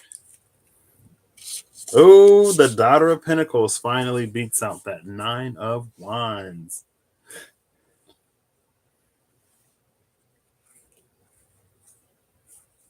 Oh, and this time it's not right at the bottom. I actually got to go looking for it. Ooh. Ha, ha, ha, ha. Strength. See, that's the card that I thought it was. The Seven of Swords. Strength, Nine of Wands, Seven of Swords. Strength before, Seven of Swords after. The Seven of Swords in the Wide Unknown Tarot in particular is my card of birthright. And it's my card of birthright because when the time comes, the fox will reveal the seventh sword.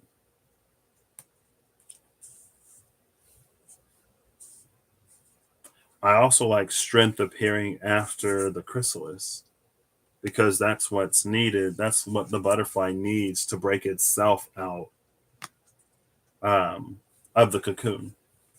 Because it breaks itself out, it has the strength to fly.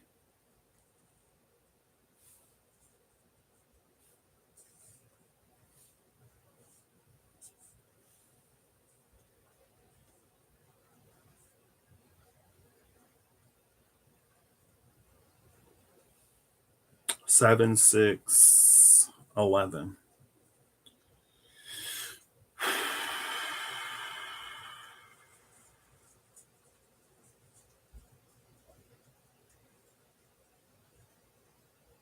I think there's also a part of this where, like, the Father of Pentacles, well, I guess I already mentioned it, where the Father of Pentacles is an example for other people, for them to acquire the strength to learn to break themselves free. There's something that's very, like, domino effect about this, but it's like none of us are necessarily called to suffer. None of us are necessarily called to misfortune. There's something within all of us that we have to give to the world, that we have to share with one another. Even if it's not like the entirety of the world, it's like if there's a specific person or a few people that it's for us to be there for. Like we all have that. It's what we do for each other as a collective. Um, but it's like it's an empowerment that empowers, like paying it forward.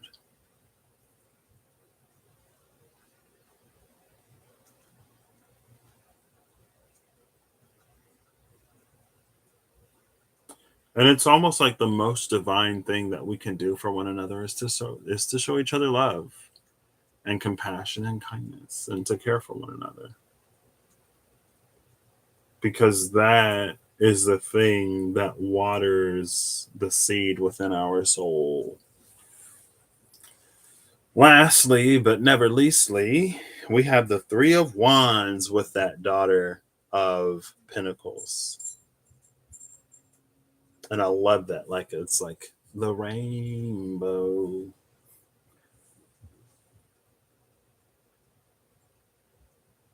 It's almost like this Daughter of Pentacles is the potential of that world to exist because the Father of Pentacles is in it. This Three of Wands is the portal, is the gateway, is the invitation, is the not barrier to entry, is the point of entry into that world where we step into it. Oh, those did not mix. Three of Wands, love it. The world is coming to be. Before is the Daughter of Wands. That's the Daughter of Wands that tried to stay in the box. And then the Chariot is on the other side. And I love the Chariot on the other side because the sun and the moon are here. Because the sun and the moon are here.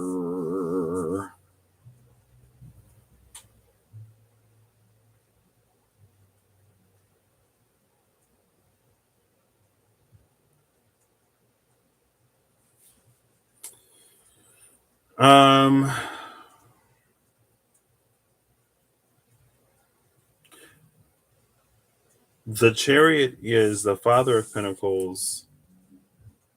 It's like it feels like all of this is like the Father of Pentacles navigating their life. And again, judgment is that point in time where the Five of Pentacles reaches the Father of Pentacles reaches a certain realization where they decide who they're going to be now that they understand the world in a certain way, now that they see things in a way that they didn't necessarily see it before. With Strength and the Seven of Swords, there's something more for that Father of Wands to discover after they make that choice. The choice that they make determines whether or not they see the seventh sword. That's why the High Priestess is here with the Eight of Swords after, right? Because we still have free will, because we still have choice. So that may be one of the reasons why it's not necessarily just like given.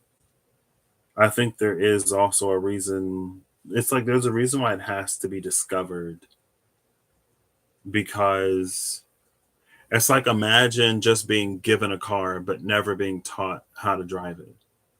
You're given the car, you're given the keys, and you just gotta figure out that the key goes into the ignition, and then you turn it to start the car, and then the brake and the gas and everything else.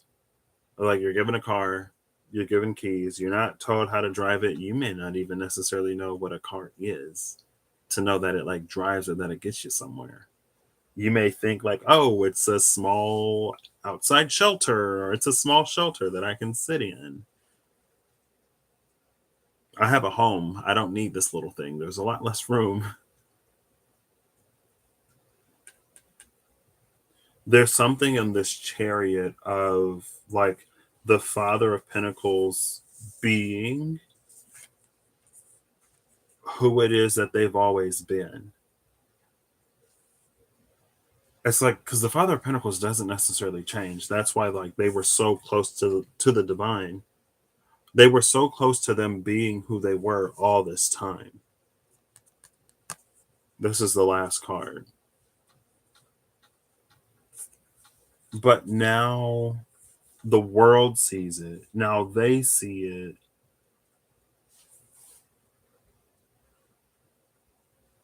And the Daughter of Wands is here,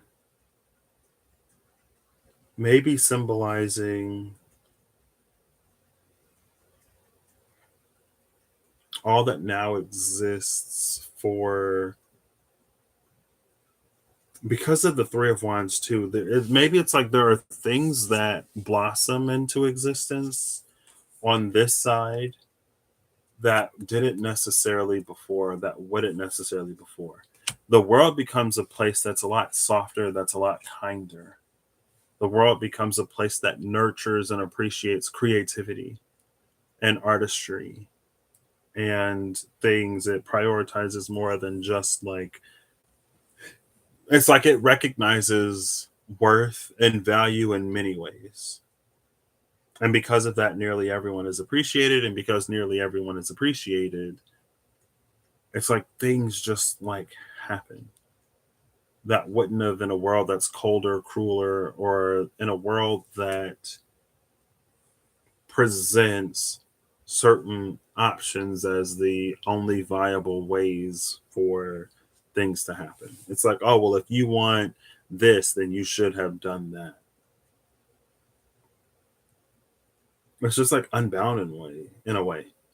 And the chariot is the trailblazer. Like this chariot is one of my favorites because there's no charioteer. There's just the horse. There's the pinnacle. There's the sun above. It's gorgeous. So the top row is the Seven of Cups, the Six of Cups, Strength, and the Daughter of Wands. Which is, again, just highlighting that energy. Well, I guess it's like because of this incorruptible energy, because this one is so deeply rooted, it's like they stand against adversity or they conquer adversity in a way that others wouldn't necessarily as easily. They see opportunities. It's like they see opportunity where others would only see challenge. They see solution where others would only list ad nauseum the many problems. But because they so boldly, brazenly, and observantly walk the way that they do, again, it's like they leave a path of generation, of creation, of fecundity, borrowing from Russ, of it's like they leave the world a better place than it was before. Things bloom and blossom. The world warms itself and opens up in their presence. It's the cup that always faces the sun, no matter what. The cards below, Ace of Cups, Son of Swords, High Priestess. It's this, and it's almost like there's something that spirit deposited within the Father of Pentacles. But it's like it's hard to say deposit. Yeah. The first part.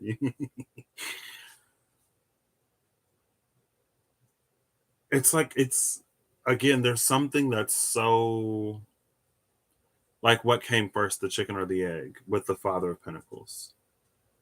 Is it like, are they spiritually, do they have this sense of like spiritual discernment or this depth of spiritual knowledge? Because everything that they do seems to be spiritually favored. Like, do they have this like secret manifestation ritual that they're not telling anyone about? Because everything they want, they get. Like, what are they doing? Is it Maybelline? And it's like, no. But it's like,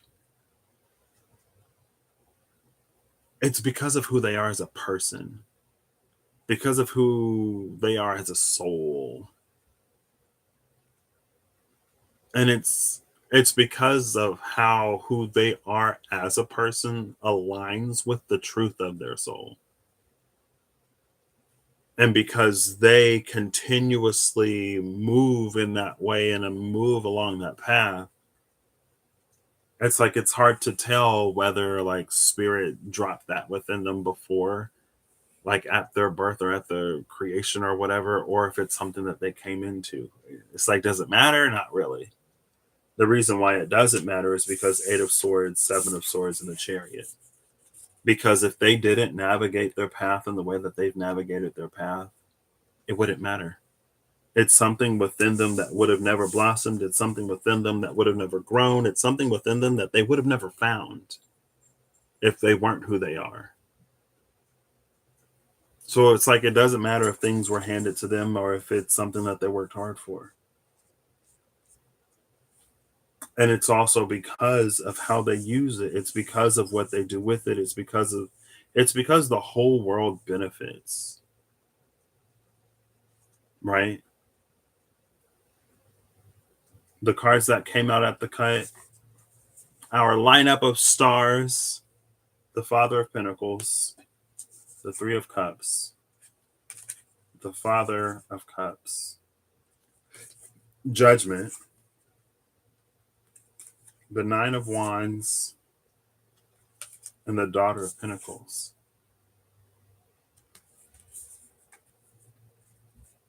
Because it's ending with the Daughter of Pentacles, and because the Nine of Wands is, there's something that's like literally birthed on earth because of this Father of Pentacles. Like, this is the baby coming out of the birth canal to do whatever. Maybe also with the Father of Cups and the Father of Pentacles being on other sides of this Three of Cups. This is where the energy of descendants come in. It's not predecessors. This is where the energy of progeny and descendants come in. Because this is this person, like all of this is the journey of this person, but it's like there's also this like, well, the Father of Pentacles and the Father of Cups energy comes together to bring forth into the world this Daughter of Pentacles. It's because of this. It's like the Father of Pentacles and the Father of Cups are these two birds down here now that's like supporting the birth of this Daughter of Pentacles coming into the world, rather than the Father of Cups being this bird and those being two birds of the spirit that are helping the Father of Pentacles. Get it? Got it? Great. Amazing. I'm not doing another one of those. That's it. Does that relate to the Sun and Gemini? Oh, and last but not least, the Three of Pentacles are the Three of Wands. The gateway, spyglass, eyeglass, doorway, archway, entry point, portal, invitation to that world in which the Daughter of Pentacles exists.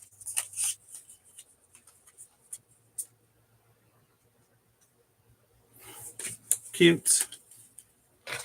Love it. Oh my gosh, we love it. We love to see it. I'm going to get a funnel card, and then I'm going to end this, and then I am going to start the thing that I've been procrastinating. When I was like, there are things that I want to get done before I start work. Well, I start work a week from tomorrow, and this stuff ain't done. So. But here pretty soon, it's like, will it even matter? No. Will it make it easier? Yes. And that's what matters to me. I guess that is kind of hilarious, though. But it isn't.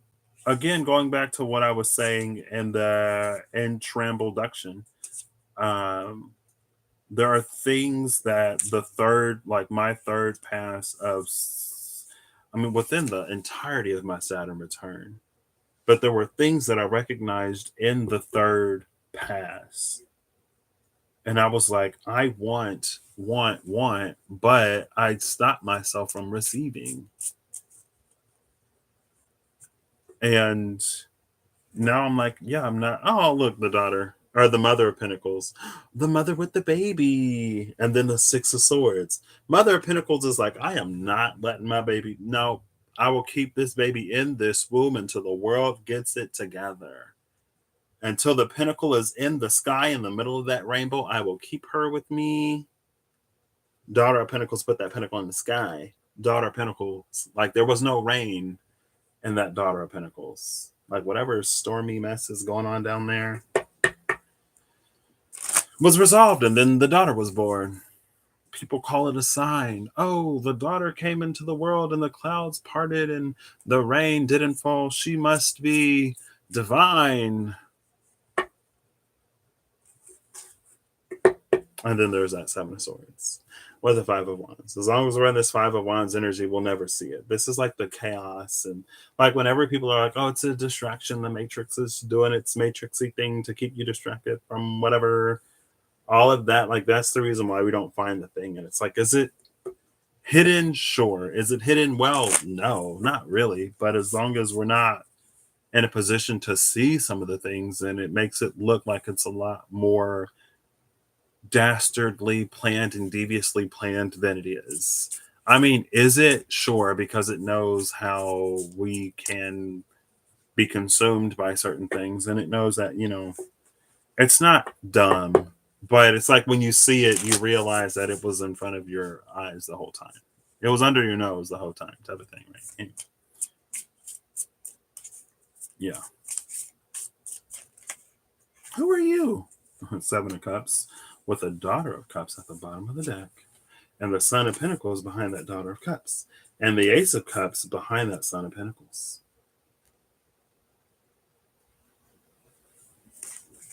We see the children of the Father of Pentacles and the Father of Cups presented with that same Seven of Cups. Oh, girl. Oh, no. I'm not trying to bend these too much. The Empress and the Two of Pentacles flipped over inside. Bottom of the deck is the Son of Swords. The Son of Swords with the Empress and the Two of Pentacles. Two of Pentacles in reverse. I feel like the Two of Pentacles in reverse is consequence. Because the Two of Pentacles upright is about balance. Balancing things. And because it's about balancing things, it can be about prioritizing. It can be about making certain choices and decisions based upon whatever those priorities are. As we're juggling, as we're balancing. The Two of Pentacles in reverse, I'm going to read it as consequence because it's like there's no choice to be made here. Or the choice has already been made here. And then, again, there's the Empress. The Empress is this night energy in this deck. It's nighttime. But it's also this energy of like something that you would only see at night, because in the daytime it would look ordinary.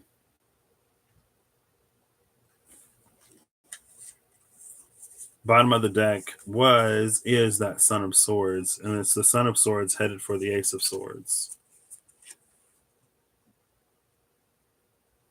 But the thing that you only see at nighttime. Oh, look. The rainbow around the Two of Pentacles. The rainbow around the sword. It's a rainbow. Or whatever. Not going to take them as the final cards.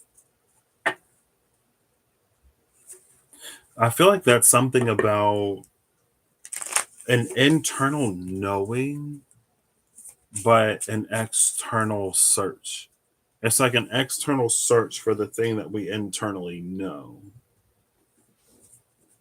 We set the internal conditions, the internal circumstances. Ace of Cups just flipped over. And the Three of Swords is at the bottom of the deck. This will get somebody to say no real quick. Who was that? The Five of Pentacles. Yeah. Five of Pentacles. That Three of Swords will get somebody to say no real quick. And it's understandable. Pain hurts. It's the Three of Swords in reverse. Hello? Do I have reversals in here? No, I don't. It's fine. If I do, it's not a lot of them. The Three of Swords in reverse. I love the Three of Swords in this deck in particular because I feel like it illustrates. I always see this as a corridor. This is a corridor along a hallway that is blocked by these three swords. If you look closely, it's just thread. Now that looks conspicuous, but it's a thread. It's not a real heart. It's not pierced. It's just things that are bound together to look. That's not important. The Three of Swords prevents us from exploring certain opportunities, from going down certain pathways. It blocks certain things off. Something that, with the Ace of Cups, we very much so want. Something that we may be deeply called to, but there's the Mother of Cups, but it requires us to face something. It requires us to move beyond something more than it requires us to face it. Because if we face it, that's one thing. But if we don't go down that corridor, what was the point of facing it? don't go down a dark, creepy tunnel just because it's dark and creepy. But there's a difference between a fear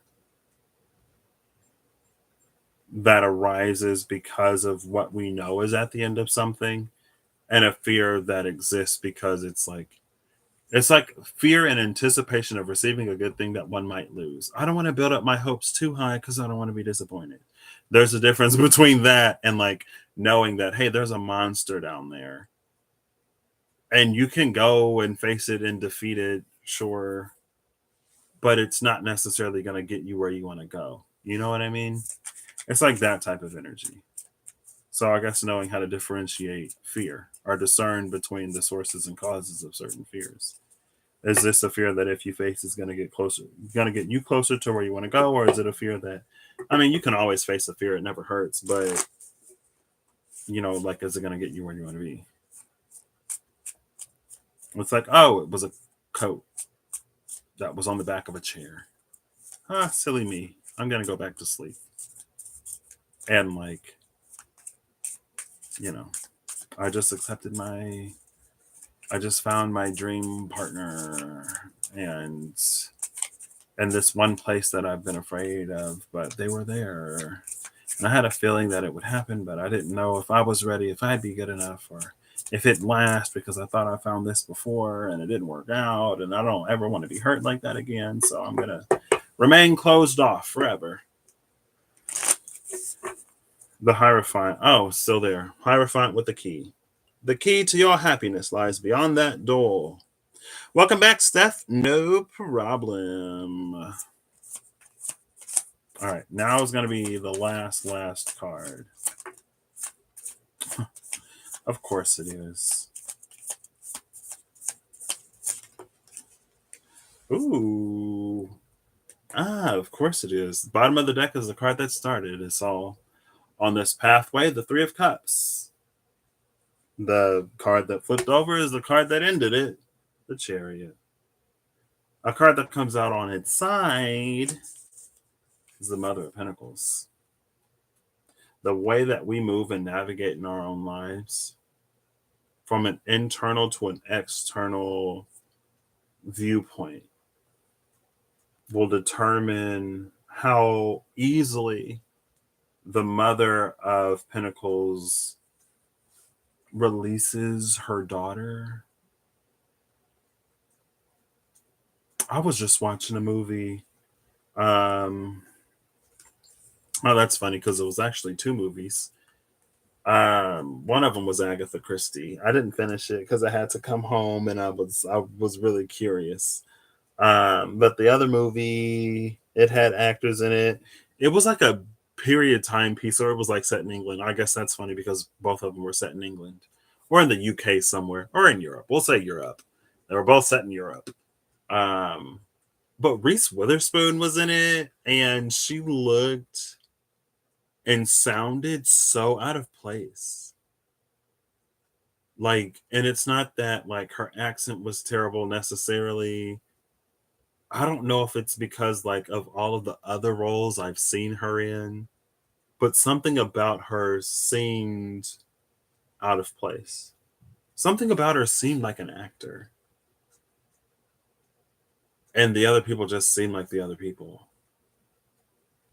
I don't know if it's one of those like, she was ahead of her time or, whatever.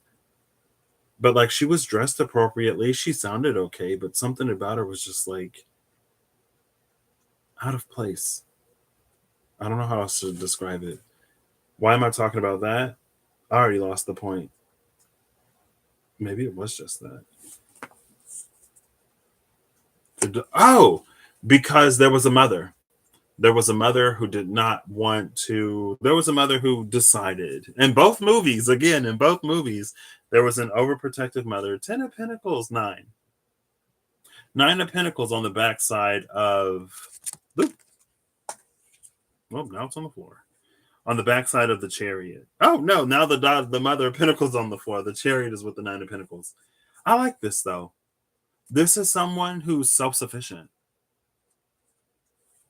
It's someone that the Mother of Pentacles can be sure is not marrying or going after or pursuing her daughter just for the money. Right, but in both of the movies, they were set in Europe. Reese Witherspoon was the only American in in the first movie, but there were Americans in the second movie, and there was a Polish Belgish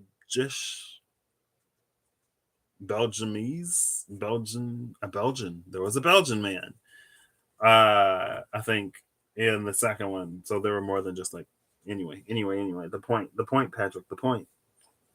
Both mothers were very strict about who their parents.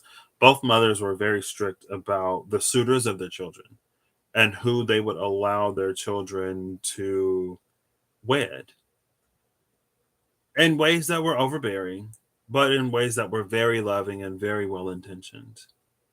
Both mothers in both movies actually had a background that was not one of extravagance.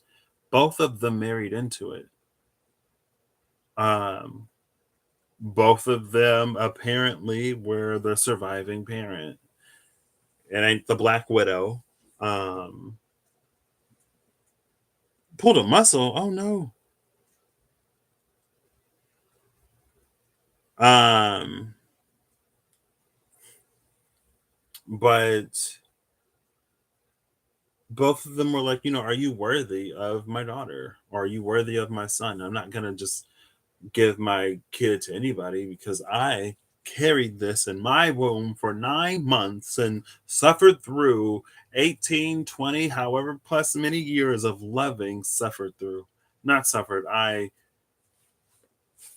continued my commitment to this child for X amount of years. So I'm going to be gosh darn sure that the person that they whatever are like upright and very steadfast and of healthy and good character and that won't like abuse and misuse them. And man, I'm gonna do a parent's duty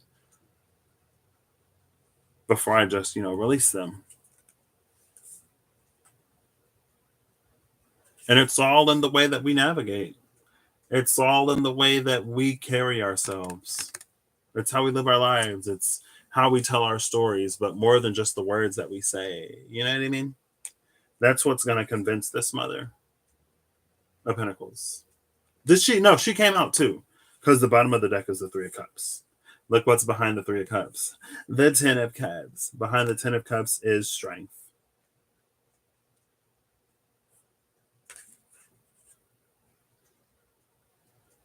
Maybe there's because the Daughter of Pentacles symbolizes the potential of this new, better, brighter earth that came out clarified with the Daughter of Wands, where life just effortlessly and effervescently proliferates.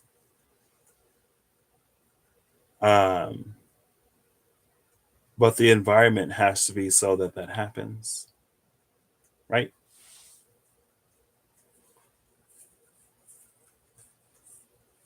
The Chariot and the Sun are carrying very, very similar energies.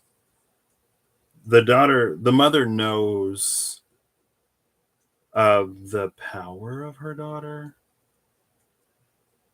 The mother knows of what awaits her daughter. And so the mother does her due diligence to make sure that her daughter gets with the right one. Ten of Cups. It's feeling like potential. Also, there's this marriage in between the Cups and the Pentacles that I'm loving because, have it all. Why not? So with that, I am feeling sufficiently whatever. I don't know. I kind of want to pull an Edgar Allan Poe card just to see what poem it'll give me. Just to see if it'll melt my brain. You know what I mean? Oh gosh, I really need to start doing the stuff. I went because like this last weekend was like 2 weeks away until it was 2 days away, and then it happened, and now another thing is like a week away, and I'm like, oh my gosh, what about all the stuff I was gonna do? And then it's like, well, again, like That'll make certain things more convenient, but you know, in the end, it doesn't really matter. Except it does to me. I'm going to get one Edgar Allan Poe just to read the poem because it's here. I was going to use the Edgar Allan Poe tarot with the Murder of Crows tarot, but I was like, I have the Ravenness and Dracon tarot that also has like ravens in it at least, so I don't have to use the Crow tarot. It's not the Murder of Crows tarot, it's the Crow tarot.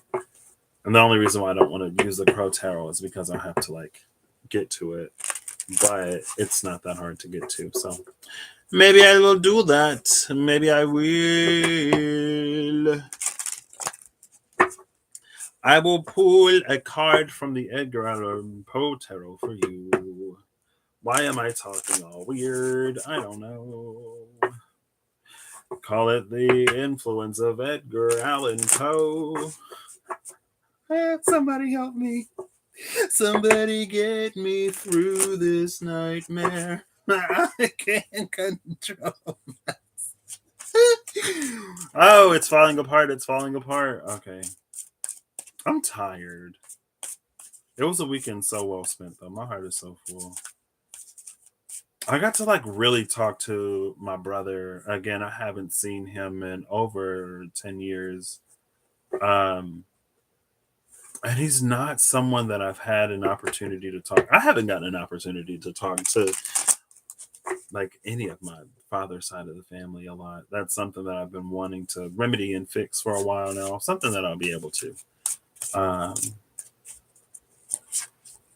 Yeah, anyway, let me take a second. Let me breathe.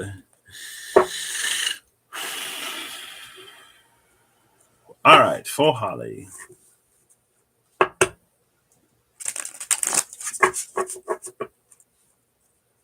For Holly. For Holly. I love how glossy these cards are. We're going to keep going until something falls out or flips over, until something reveals itself in whatever way it wants to reveal itself.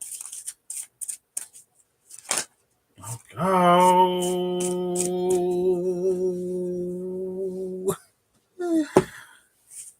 3 cards. You said 3 cards, right? You got 3 flipped over for you. The moon, the 6 of Wells, and the page of quills. Excuse me. The moon, the 6 of Wells, and the page of quills. Right off the bat, the moon and the 6 of Wells feel very related. The page of quills feels like an understanding of the moon and the 6 of Wells. The bottom of the deck is the 10 of candles. So I don't know if something is fitting. I don't know if something is sitting on your mind heavy.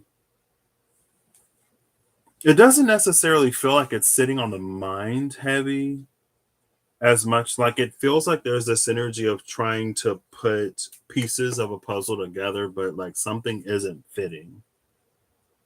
And it very much so feels like it should be. The moon. For the moon never beams without bringing me dreams.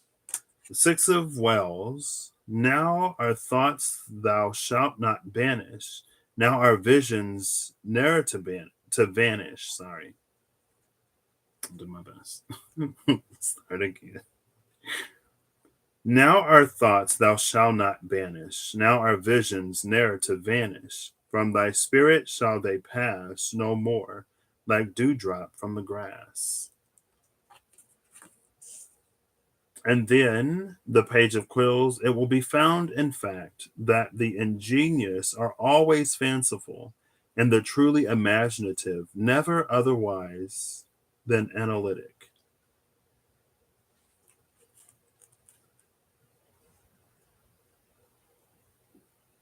So this, it feels like deep, because of the poems, it feels like deep revelations. Things that are being revealed that you may have an intense desire to look away from.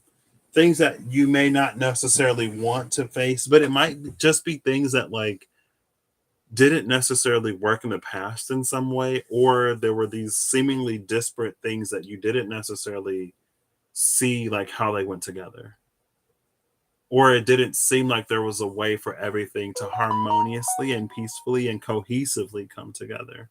Maybe it's something that came with a lot of like drama or something like that in the past, and so it's better off avoided. The past and the present are not the same moment. And if there's something that's coming up to be revealed for you now, it's coming up for a reason. It's actually going to help you to put two and two together.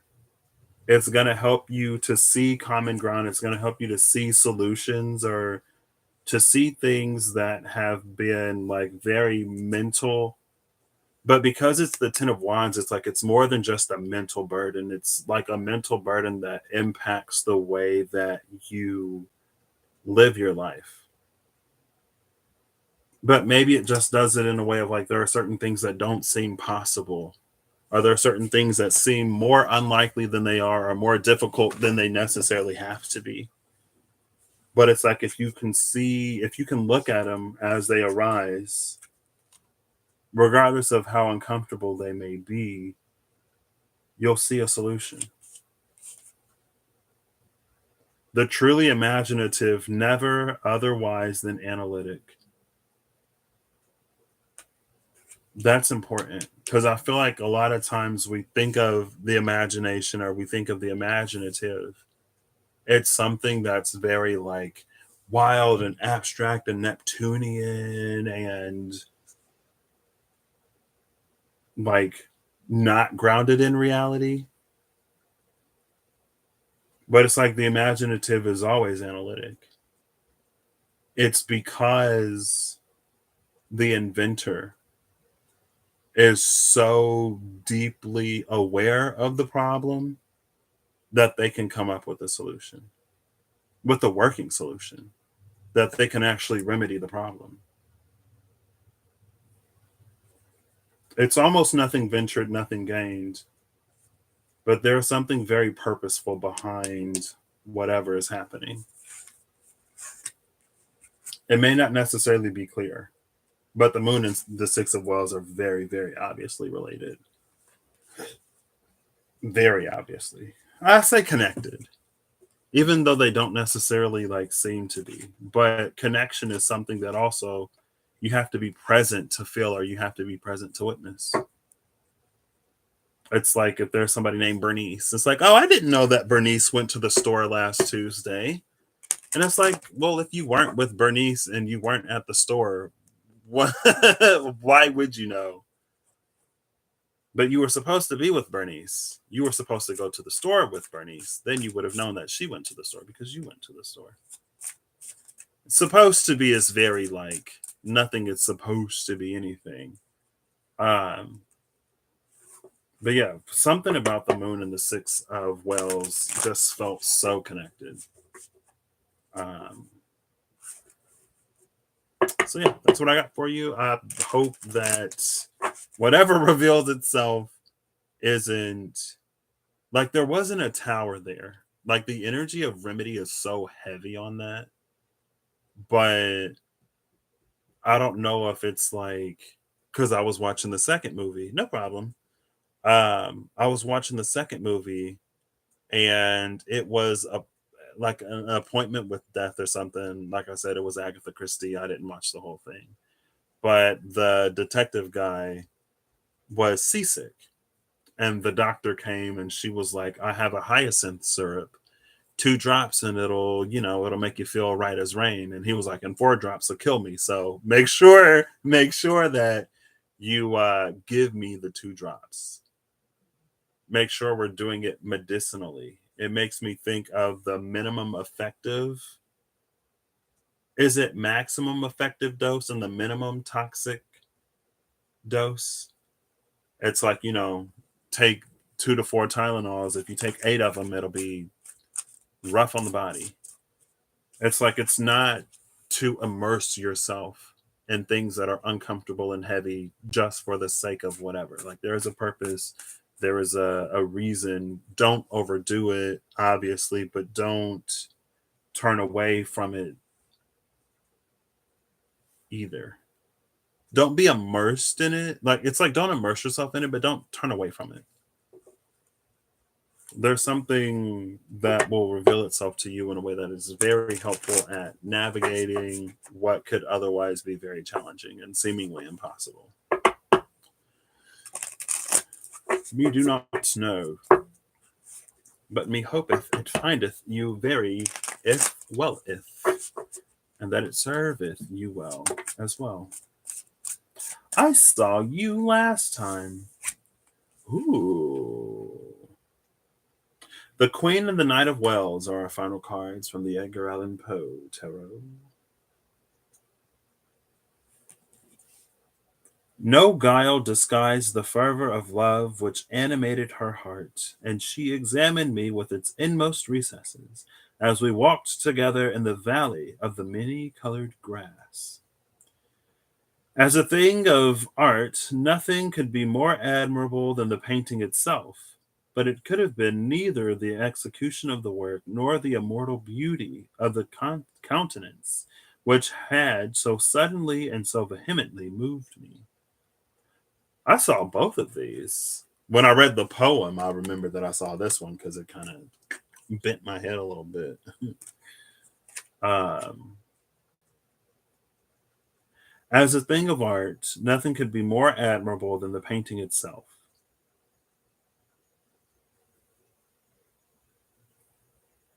But it could have been neither the execution of the work nor the immortal beauty of the countenance which had so suddenly and so vehemently moved me. So it's like the painting is the most important thing. The painting is the most admirable thing, the painting itself. But the way that it's painted, the artistry, the artist, the work of the artist itself is important. And the thing that inspired the artist, because it says countenance, it's like it's a portrait of like a person, or I guess it could be a thing. The thing that moved the artist is important because it was that which motivated the artist to paint. And the way that the artist painted, the techniques that they use are also extremely important because that's, why the painting looks the way that it looks. But the thing that's most admirable is the painting itself. Is the photograph, the kept moment, is the fact that it was captured to begin with. No guile disguised the fervor of love which animated her heart, and she examined me with its inmost recesses as we walked together in the valley of the many-colored grass. That there's something interesting about this where it's like the painting, the art watches us. Like you go to an art museum, well, it's like Mona Lisa, how her eyes follow you no matter where you go.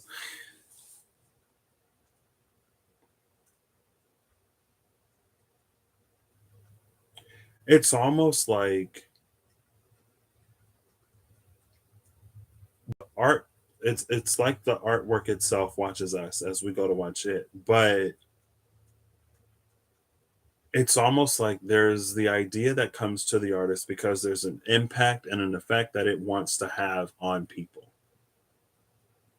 And so the art watches us to see if it is doing what it's supposed to do to us.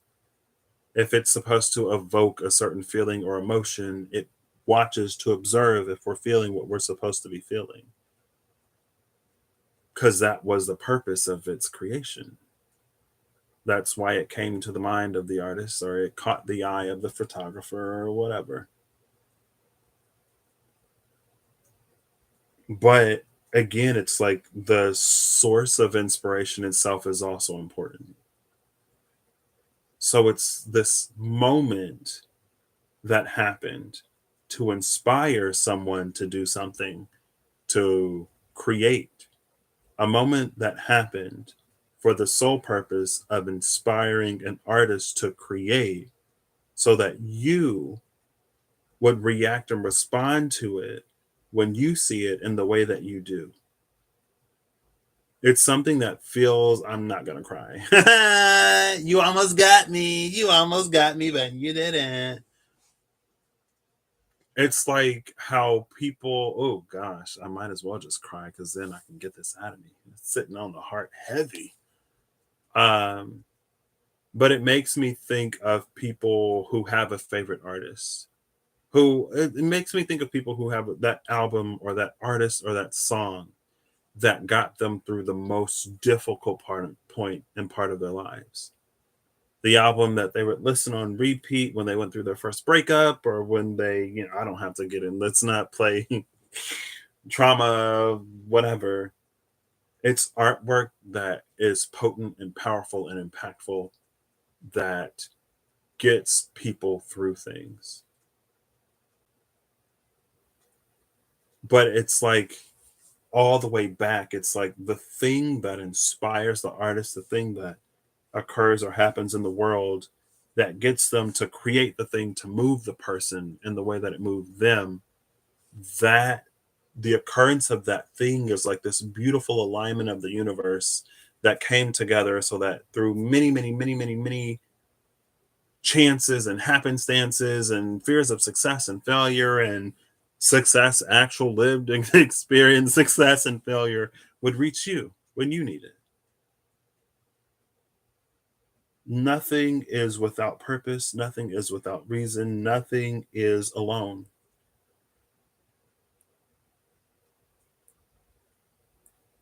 Because maybe the artist was creating so that they could make it through it. They shared it with hopes that it might help someone else, or they shared it to make money. It doesn't matter why they shared it. But it's like for the artist, it meant what it meant to them when they were in the point of birthing it. And after they release it, it will mean to you what it's meant to mean to you. Bottom of the deck is the moon with the night of candles behind it. But lo, a stir is in the air, the wave, there is a movement there. For the moon never beams without bringing me dreams. Lo, how it moves me, how it stirs my very soul. This is what the art does here. I don't know why this piece is so powerful, why it evokes this so viscerally within me, but it does. This is less, it encompasses, it's multifaceted in its energy, but this is like it's art that moves someone to do something that they've always wanted to do, but maybe that they necessarily wouldn't have done because of the circumstances of their surrounding at the time. It's not even necessarily the circumstances of their birth. It's like, I don't know, if there's something beautiful and gorgeous about who you are, but the world that you lived in hasn't been welcoming of that, and then you find that one movie, that one, it's like how art can also bring people together. It's an angel in the angelarium. The angelarium year 2, it might be the angel of Gemini, um about how like art can transcend time and space and how it creates these connections between us, where like we know that we aren't alone or where we aren't the only ones when it comes to like music and film and stuff, more so than maybe like, well, not necessarily, because the people who love their artists, they get together. But with film and music, it's easier to see with like forums on the internet and stuff like that. You can find community in a way where you wouldn't have necessarily found it. It's like it reveals something, or it shows something, or it tells something of us that we resonate or feel so deeply. And then it helps us to connect with others who would do the same. I don't know. Anyway, I hope you all are having an amazing whatever whenever you see this. I hope that if you aren't, you have a much, much, much better one soon. I hope that if you're not experiencing what you want to be experiencing right now, that in the very near future, you get closer and closer and closer to that experience so that it is your experience. And whatever you need to do to get you there, I hope you're doing it. Whatever needs to happen to get you there, I hope it happens. And everything that happens in between, I wish you strength. I wish you compassionate presence. I wish you a feeling of being seen and validated and appreciated and cared for in whatever way it finds you. I know sometimes we can have strong preferences for the way that it finds us, but I hope you an openness and a willingness to receive it and where it's coming for you, and to recognize it and appreciate it for what it is. And to, of course, at some point, get it the way that you want it. If at that point you decide that you still want it how you want it after you recognize that you got it. And with all that being said, I will catch you the next time that I catch you. Goodbye.